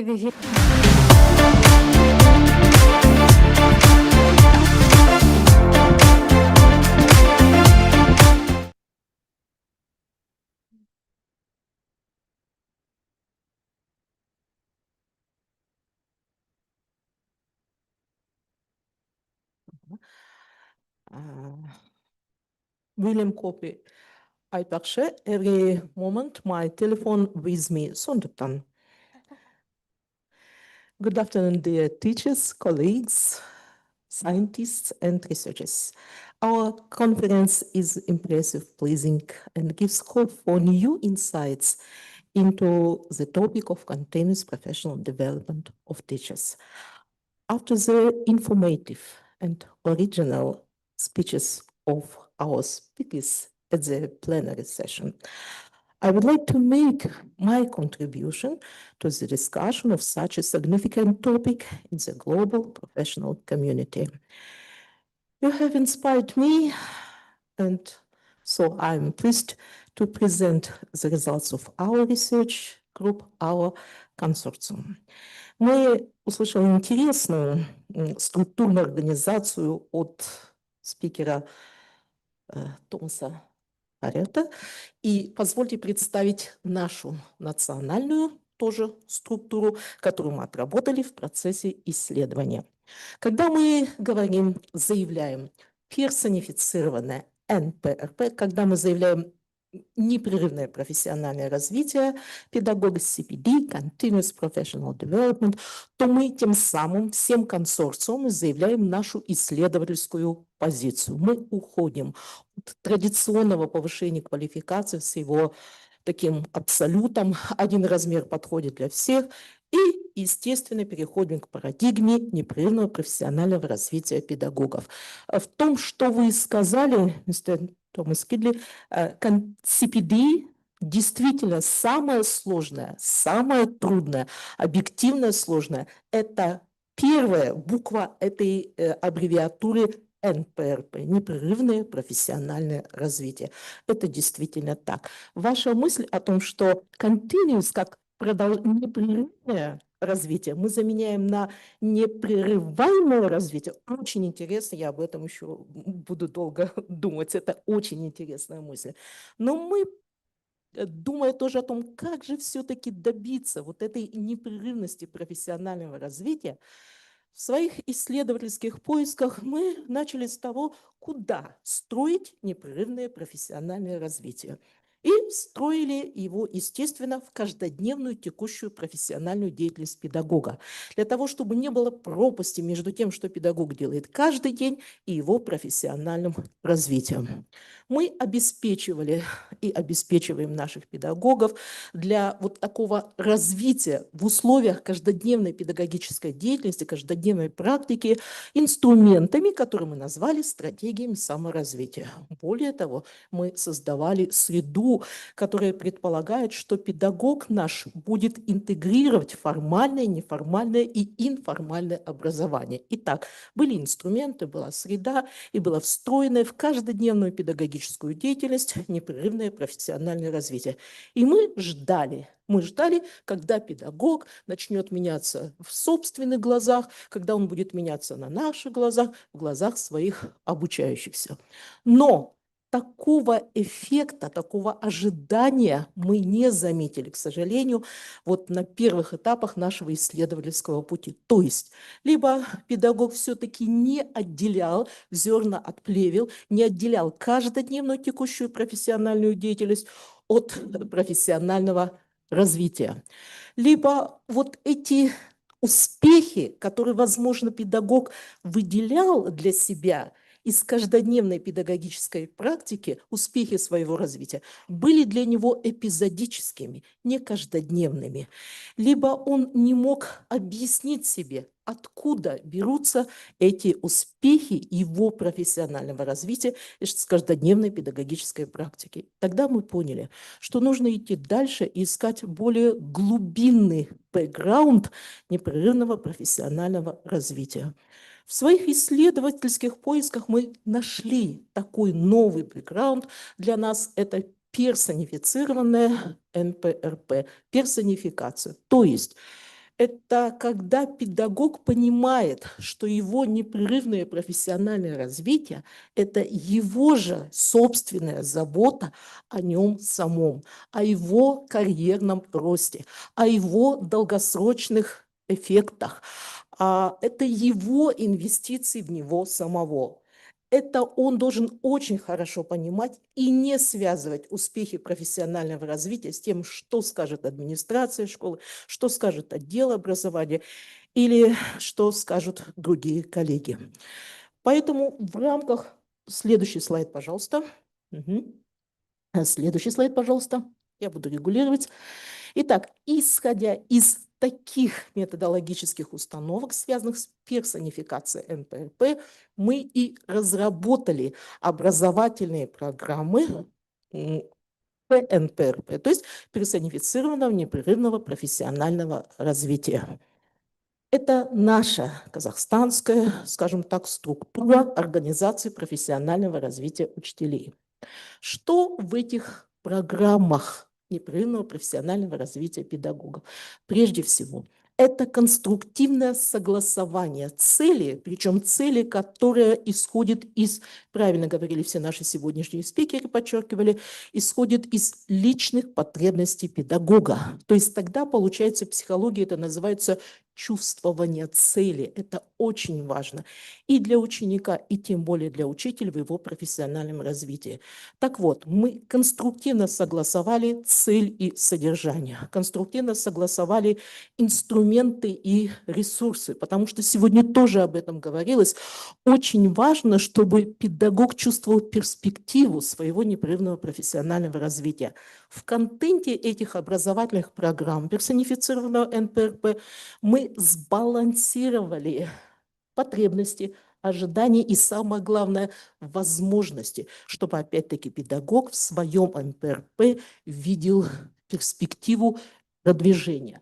Мы также постарались в контент внести те подходы, стратегии, активности, методы, которые воздействуют на личностную структуру педагога. Мы даже поняли одну такую маленькую вещь, которая для нас имеет большое значение, что для НПРП очень важно, чтобы педагог выстраивал свои отношения с коллегами, конечно, с профессиональным сообществом, но, это известная вещь, но эти отношения с коллегами и профессиональным сообществом не должны быть производственными, даже если это очень глубокие отношения. Они должны быть личностно окрашенными. То есть опять исходим из аксиомы, что НПРП, персонифицированное НПРП, это забота о себе самом, о своем самообразовании, о своем развитии.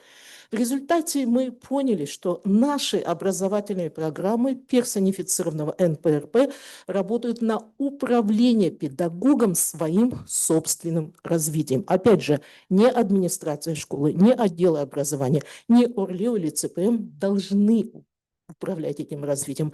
Этим должен управлять сам педагог. Следующий, пожалуйста, слайд. Далее речь идет о 10 образовательных программах персонифицированного НПРП, 5 казах тілінде, 5 орыс тілінде, и мы видим 5 классификационных категорий наших педагогов. То есть ОП отдельно для педагогов, для модераторов, экспертов, исследователей и мастеров. Почему мы пошли таким путем? В результате глубинного экспертного интервью, опросов учителей мы выявили, что педагоги, эксперты и модераторы не очень уютно себя чувствуют вот рядом, когда они face-to-face с педагогами, исследователями и мастерами. А НПРП все-таки нуждается прежде всего в благоприятном психологическом климате. Об этом тоже сегодня многие говорили. Поэтому мы сделали такие точечные, адресные, целевые группы для каждой из наших образовательных программ. Все наши образовательные программы, они прошли экспериментальную апробацию. Мы предлагаем реализовывать посредством курсов актуального профессионального развития. Следующий слайд, заметьте, мы не называем курсы повышения квалификации. Безусловно, для того, чтобы обеспечить персонификацию в процессе обучения педагогов на курсах актуального профессионального развития, мы хорошо продумали и внедрили и в контент, и в экспериментальной апробации это сделали, пощупали, почувствовали, сделали следующие факторы надежности и успешности ПМПРП. Прежде всего, subject learning. То есть, если коротко говорить, то контент отбирает сам педагог. Мы предлагаем ему стратегии саморазвития, так мы назвали этот инструмент. Все эти стратегии саморазвития связаны с каждодневной педагогической практикой, и педагог, пришедший на курсы АПР, актуального профразвития, сам выбирает свои стратегии саморазвития, сам складывает свой пазл саморазвития, свой контент. Что интересно, меньшая часть педагогов выбирала стратегии, которые восполняют их дефицит. Хотя мы думали, что будут их выбирать. Большая часть педагогов выбирала те стратегии, которые развивают их успех. То есть они не имели задел и, соответственно, хотели здесь стать еще лучше. Вот такая неожиданная для нас появилась закономерность. Personalized learning, персонализированное обучение.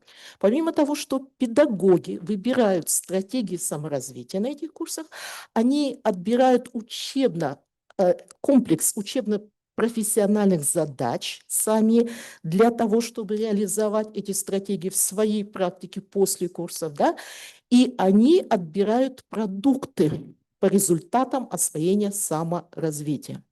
И вот эти продукты, они тоже связаны с персонификацией. Маленький пример.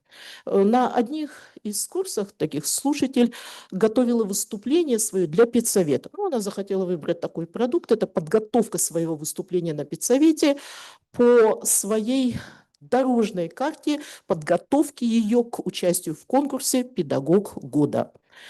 Кстати, стратегии саморазвития у нас, мы их определили 13 стратегий как базовые, вспомогательные, ключевые и перспективные. И вот на курсах актуального профессионального развития педагог, составляя алгоритм действий для участия в конкурсе профессионального развития, поняла, у нее инсайт произошел, что не только она готовится к участию в своем конкурсе, она нашла, чем заняться в ее программе действий педагогу, психологу, коллегам, администрации школы. То есть это уже другое понимание с точки зрения того, что ей обязательно нужно участвовать в этом конкурсе. И нужно успешно участвовать, поэтому она поняла, что одна она это сделать не сможет.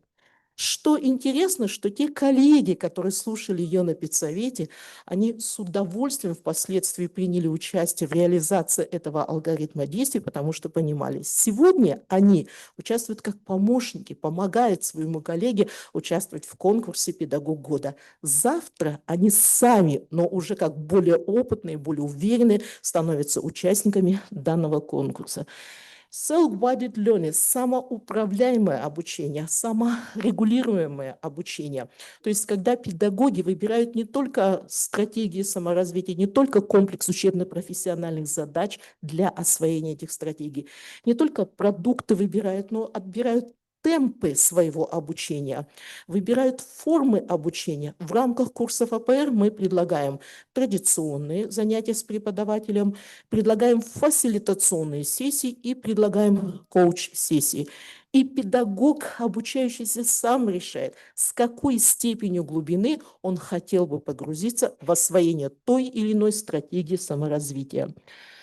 Learning through practice означает не только то, что мы используем модель 4C на курсах актуального профессионального развития, но это больше практикоориентированный контент образовательных программ, который связан с каждодневной педагогической практикой. То есть мы не хотим, чтобы у администрации школы, у самого учителя закрепилась мысль. Вот пока я работаю, я на работе веду уроки, мне некогда заниматься вашим профессиональным развитием. Вот когда я закончу 8 уроков, выполню подготовку, вот тогда, может быть, ближе к ночи я займусь профессиональным развитием. Такого быть не должно. Еще раз повторю, мы встраиваем НПРП в каждодневную педагогическую деятельность. Также мы создавали на курсах возможности посредством большого количества ресурсов, чтобы педагоги интегрировали ресурсы формального, неформального и информального образования. Следующий, пожалуйста, слайд. Таким образом, концептуальные основы персонифицированного НПРП в нашей модели по результатам нашего проекта следующие. Это аутентичный уровень усвоения. Можно предыдущий слайд? Аутентичный уровень усвоения. Здесь такая деталь. Если это курсы для педагогов, то контент курсов актуализирует деятельность творчества обучающихся. Если это курсы для педагогов-модераторов, то контент актуализирует уровень компетентности. Если для экспертов уровень профессионализма, для исследователей уровень мастерства и для мастеров уровень лидерства. То есть, если вы посмотрите на вот эту градацию творчества, компетентность, профессионализм, мастерство и лидерство, то вы увидите, что мы используем теорию Выгодского, классика Выгодского. В НПРП нужно обязательно учитывать не только уровень ближайшего развития, уровень актуального развития, но и уровень ближайшего развития. На своих курсах мы обучали не сколько подходам самым крутым, самым современным, например, подходах в наблюдении урока, подходах в исследовании урока. Да? Это, скажем так, прерогатива других курсов. Но мы обучали тому, как организовать свое собственное развитие в этом наблюдении урока. И тогда действительно фокус меняется. Просто мы вычитали из англоязычной практики удивительную мысль, что если все время учителя обучать самым современным технологиям, методам и подходам, как ни парадоксально, но это укрепляет его статус-кво учителя. То есть он все время будет думать о том, те или иные те подходы он использует. Но здесь же в профессиональном развитии очень важно, как меняют меня эти подходы, как я меняюсь под воздействием правильно или не совсем правильно организуемого наблюдения, как меняет это моих обучающихся. Фокус немножко другой.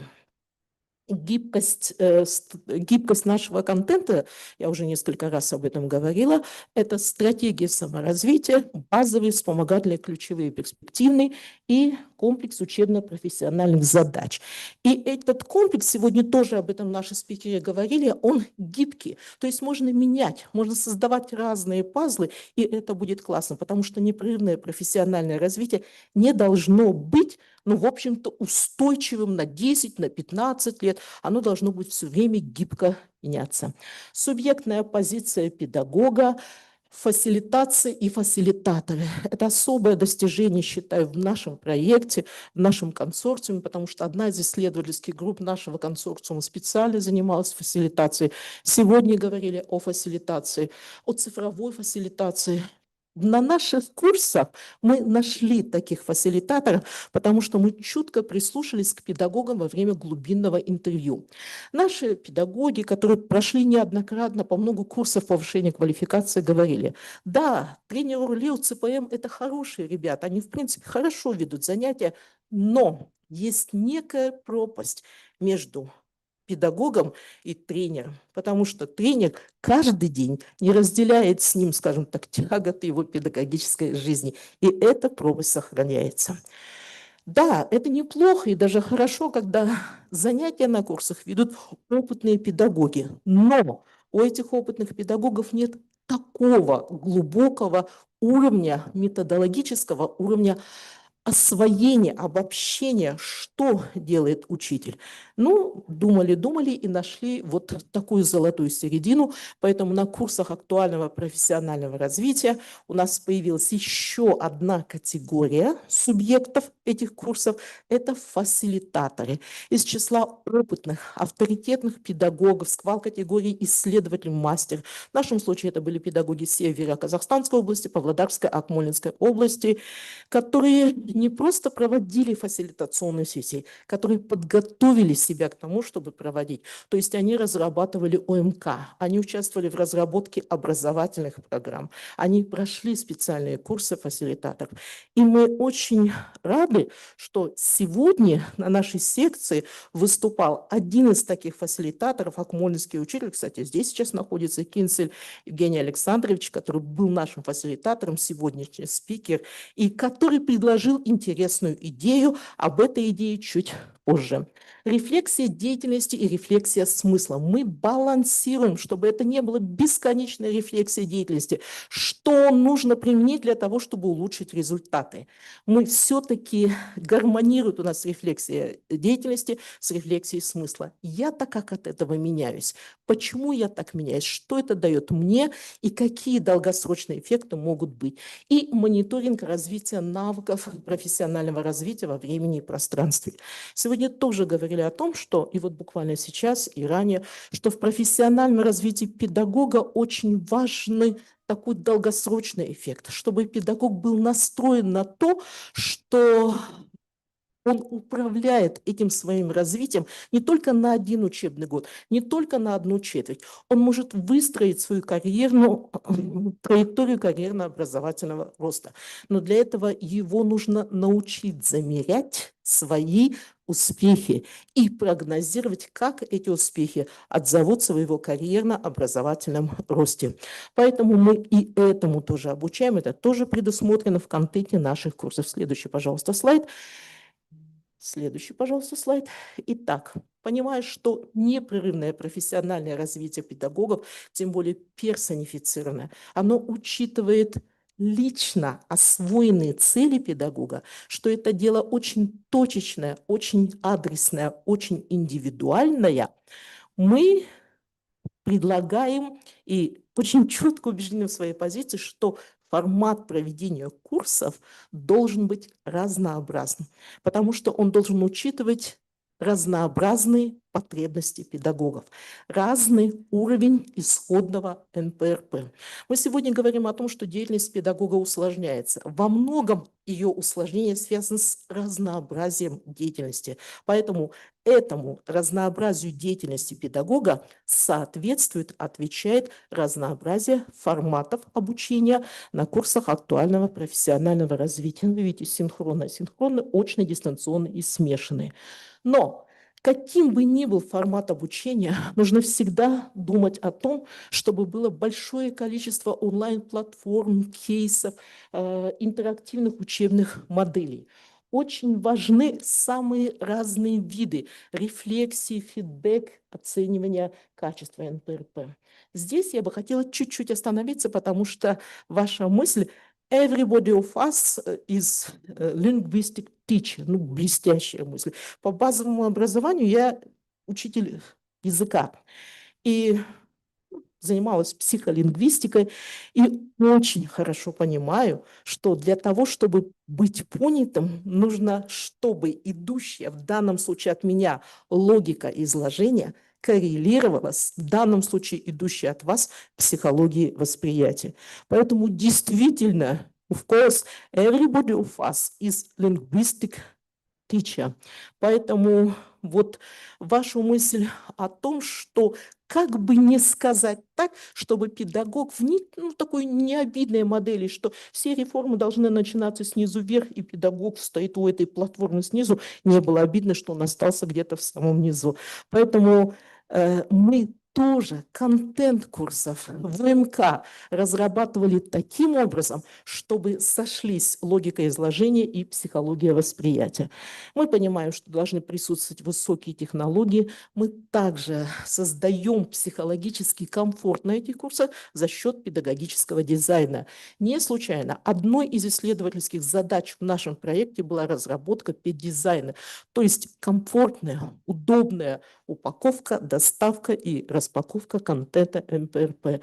Ну и, безусловно, в курсах НПРП должны быть хорошо продуманы структуры скаффолдинга, наставничества и фасилитации. Следующий, пожалуйста, слайд. Он заключительный. Таким образом завершается наш проект. Мы многое освоили, многое поняли вот в реализации исследовательских задач. Наверное, этому способствовало то, что все мы работали, все члены нашей исследовательской группы, так же, как и консорциума, работали, мы в своей группе долгие годы работали в системе повышения квалификации, сами разрабатывали образовательные программы, сами апробировали их. Вместе с тем всегда занимались и занимаемся наукой, и вот это соединение науки и практики дало, в принципе, хороший результат. Мы многое поняли, но мы поняли одну еще главную вещь, что сколько впереди еще не понятого в этом НПРП. И все только начинается. То есть на сегодня мы не совсем четко представляем, а как может проходить, поддерживаться это персонифицированное НПРП на рабочем месте педагога. Там, по сути дела, где и возникают эти проблемы. Как эту персонификацию поддержат директора, заместители директоров и так далее. И поэтому ваше предложение, Евгений Александрович, о том, что давайте еще попробуем такой формат, когда, понятно, что мы обучаем тренеры, фасилитаторы, коучи наших слушателей курсов актуального профессионального развития. Мы частично обучаем в формате Zoom или синхронном и так далее, но обязательно выделим часть практическую, которая может проходить на базе школы, где уже сформирована команда фасилитаторов, и вот практически овладевать вот этим НПРП. Для нас тоже большую исследовательскую заботу представляет, например, как повлияет искусственный интеллект на НПРП. Сегодня тоже об этом были интереснейшие выступления. Очень много неизвестного, неисследованного, все только начинается, но сегодня прозвучала отличная мысль, что пусть EduContinuum станет 26, 27, 28, так что у нас будет возможность еще это все исследовать и рассказать об этом. Спасибо за внимание. Спасибо, Маша Кенна. Очень интересная идея. Мы были свидетелями, как вы проводили эти занятия, как ваши фасилитаторы работали. Очень интересно. Действительно, один из таких успешных кейсов. Благодарю за вашу презентацию. Құрметті әріптестер, бізде білім беру бағдарламаларының әлеуетін күшейту үшін түрлі стейкхолдерлармен қазіргі таңда жұмыс істеп жатырмыз. Соның бірі IST, бұл да білім берудегі цифрлық технологияларды қолданудың үлкен қауымдастығы ақш-тағы. Және сіздерге видео сәлемдеме және презентациямен осы IST халықаралық директоры Ромео Родригестің видео презентациясын ұсынғымыз келеді. Соңғы біздің баяндамашының баяндамасына назар аударуларыңызды сұраймын.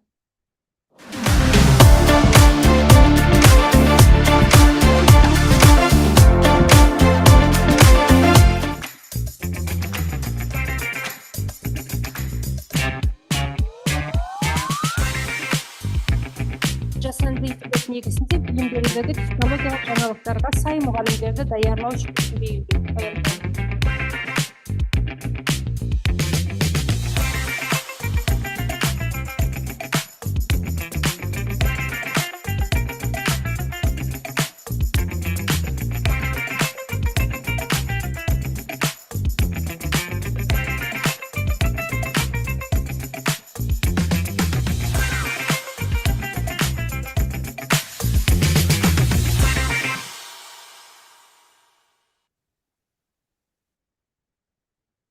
Good morning, distinguished colleagues and fellow educators.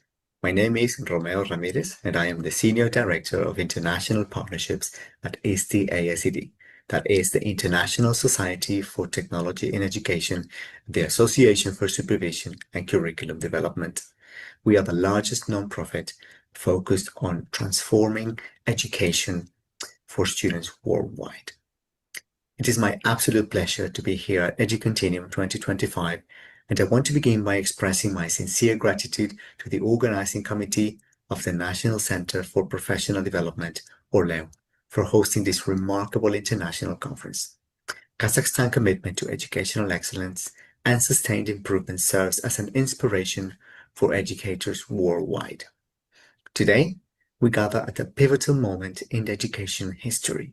We stand at the intersection of traditional pedagogy and unprecedented technological advancement, where artificial intelligence and digital transformation are reshaping not just how we teach, but how we must continuously evolve as educators. We are facing an educational imperative unlike any in history. Research indicates that 50% of current professional skills will become obsolete within the next 5 years. In education, this reality is even more pronounced. The teacher who has expertly trained 5 years ago may find themselves navigating AI-assisted lesson planning, virtual reality field trips, and personalized learning algorithms that didn't exist when they completed their initial certification. This isn't about technology replacing teachers. It's about ensuring our educators are equipped to harness these powerful tools to enhance learning experiences. The gap between traditional teacher preparation and current classroom needs is widening, and only through robust and systematic professional development can we bridge this divide.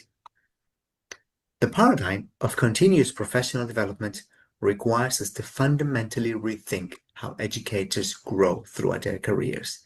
We must transition from episodic training sessions, those one-off workshops that often lack follow-up, to comprehensive learning ecosystems that support ongoing growth. This new paradigm rests on 5 core conditions.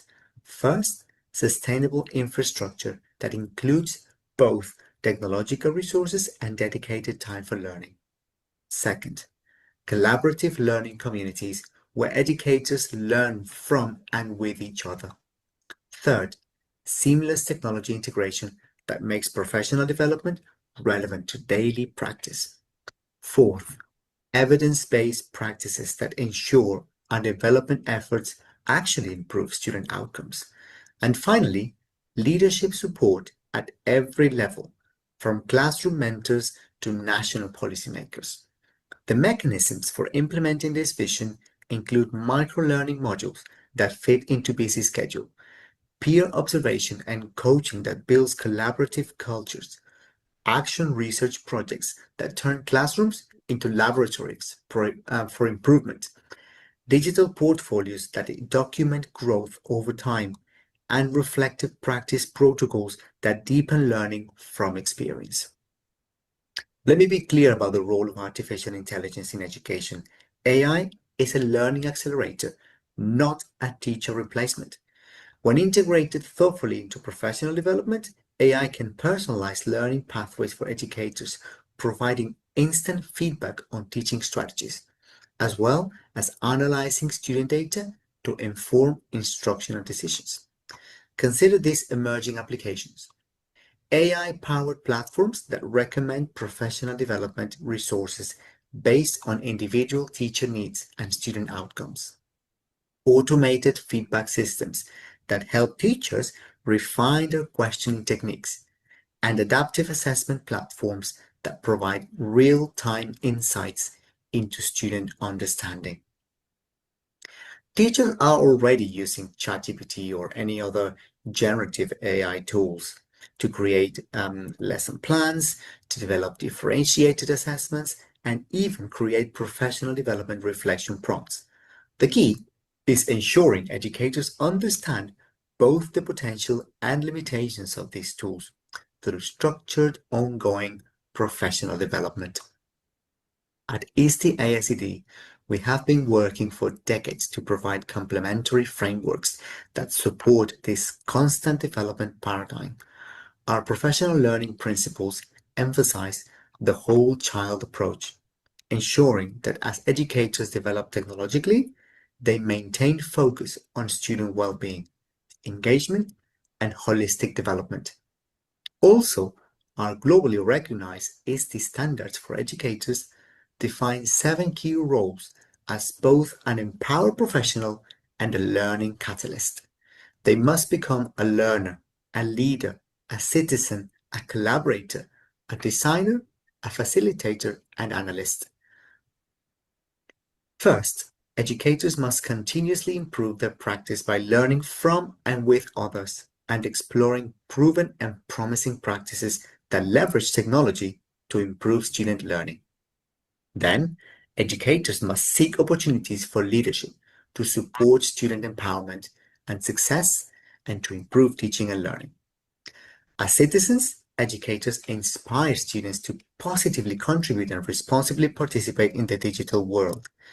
Also, educators should dedicate time to collaborate with both colleagues and students to improve practice, discover and share resources and ideas, and solve problems. Educators must be capable of designing authentic learner-driven activities and environments that recognize and accommodate learner differences and needs. Educators are also responsible for facilitating learning with technology to support student achievement of the ESTI standards for students, and understand and use data to drive their instruction and support students in achieving their learning goals. Together, these frameworks create a comprehensive approach to educator growth that balances innovation with pedagogical soundness. These standards are not static checkboxes. They represent dynamic capabilities that must be continuously developed.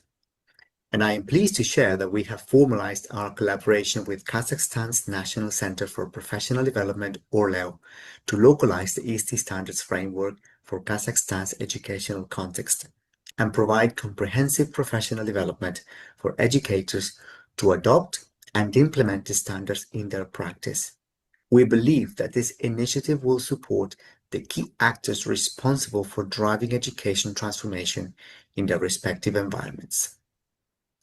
Now let me share specific actions that can be implemented at policy, institutional, and classroom levels to foster a culture of continuous professional development. At the policy level, we need national frameworks that make professional development a requirement, not an option.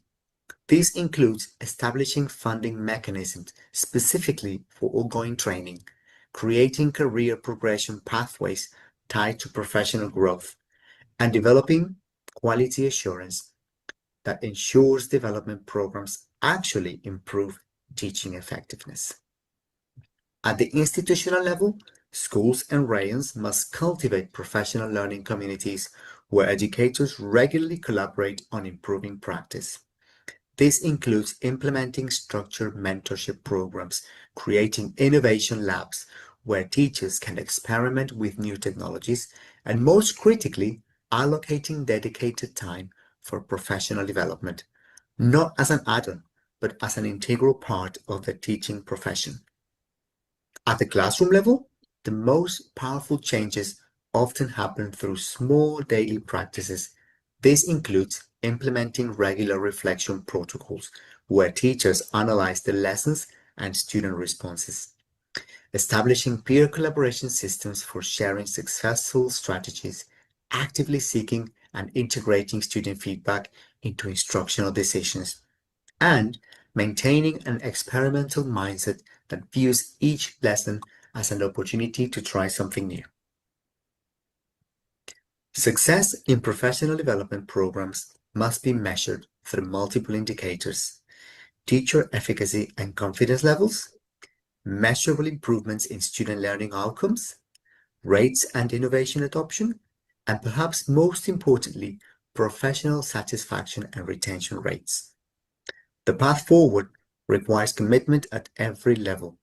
Policymakers must allocate resources and create supporting frameworks.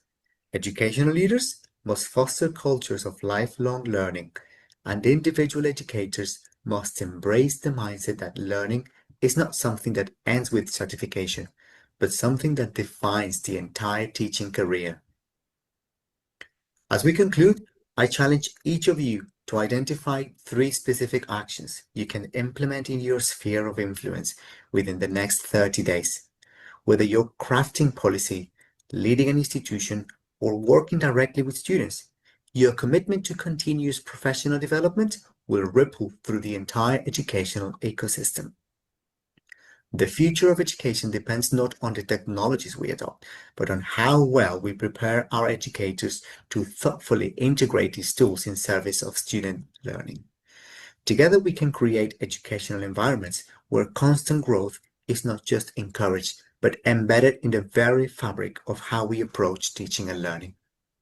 Thank you for your attention, and I look forward to continuing the discussion to support educators in Kazakhstan in the learning journey through EST-AICT's frameworks and training opportunities. Құрметті әріптестер, бүгінгі конференциямыздың соңғы баяндамашы өзінің баяндамасын Learners need to be agents of their own learning. We want to see students being more of a producer as opposed to consumers of their knowledge. Students have to be empowered. They have to be empowered learners. But in order for a student to be empowered, the teacher has to be empowered as well. Our school cultures don't change very fast. So how do we as principals and superintendents foster innovation climates that are moving quicker, right? So that those relevance gaps between what's happening in schools and what's happening outside of schools don't continue to increase. The ISTE standards are a great resource because they allow us to think about what we want people to look like and be doing on a day-to-day basis. We want our visioning to be embedded or to be rooted within the ISTE standards. That is not just a common language for us, but it's a language that we're all talking about online. It's not just the talk, it's the learning that we want to see in the classroom, that we should see no matter where kids are from. Көп рахмет. Құрметті әріптестер, бүгін осымен осы конференция барысында айтылған барлық идеялар мен ұсыныстар Қазақстанда педагогтердің кәсіби дамуына жаңа деңгейге көтереді, бір серпін береді деген ойдамыз. Қарап отырсаңыздар, қай мемлекетте бұл тақырыпты қозғамаса, бәрінің ойы бір ғана, педагогтердің үздіксіз кәсіби білімін арттыруға өзінің тың идеяларын ұсыну. Біз осымен бүгінгі пленарлық отырысымызды аяқтаймыз. Барлықтарыңызға уақыт бөлгеніңізге алғыс айтамыз. Бұл жерде бізде британдық кеңестің өкілдері отыр. We're thankful that you have shared your day today with us, and also we are so thankful for Thomas Kiddle for your time and the valuable information that you shared with us. Құрметті әріптестер, осымен бүгінгі пленарлық отырысымыз аяқталды. Барлықтарыңызды ортаға фотоға түсуге шақырамын. Рахмет.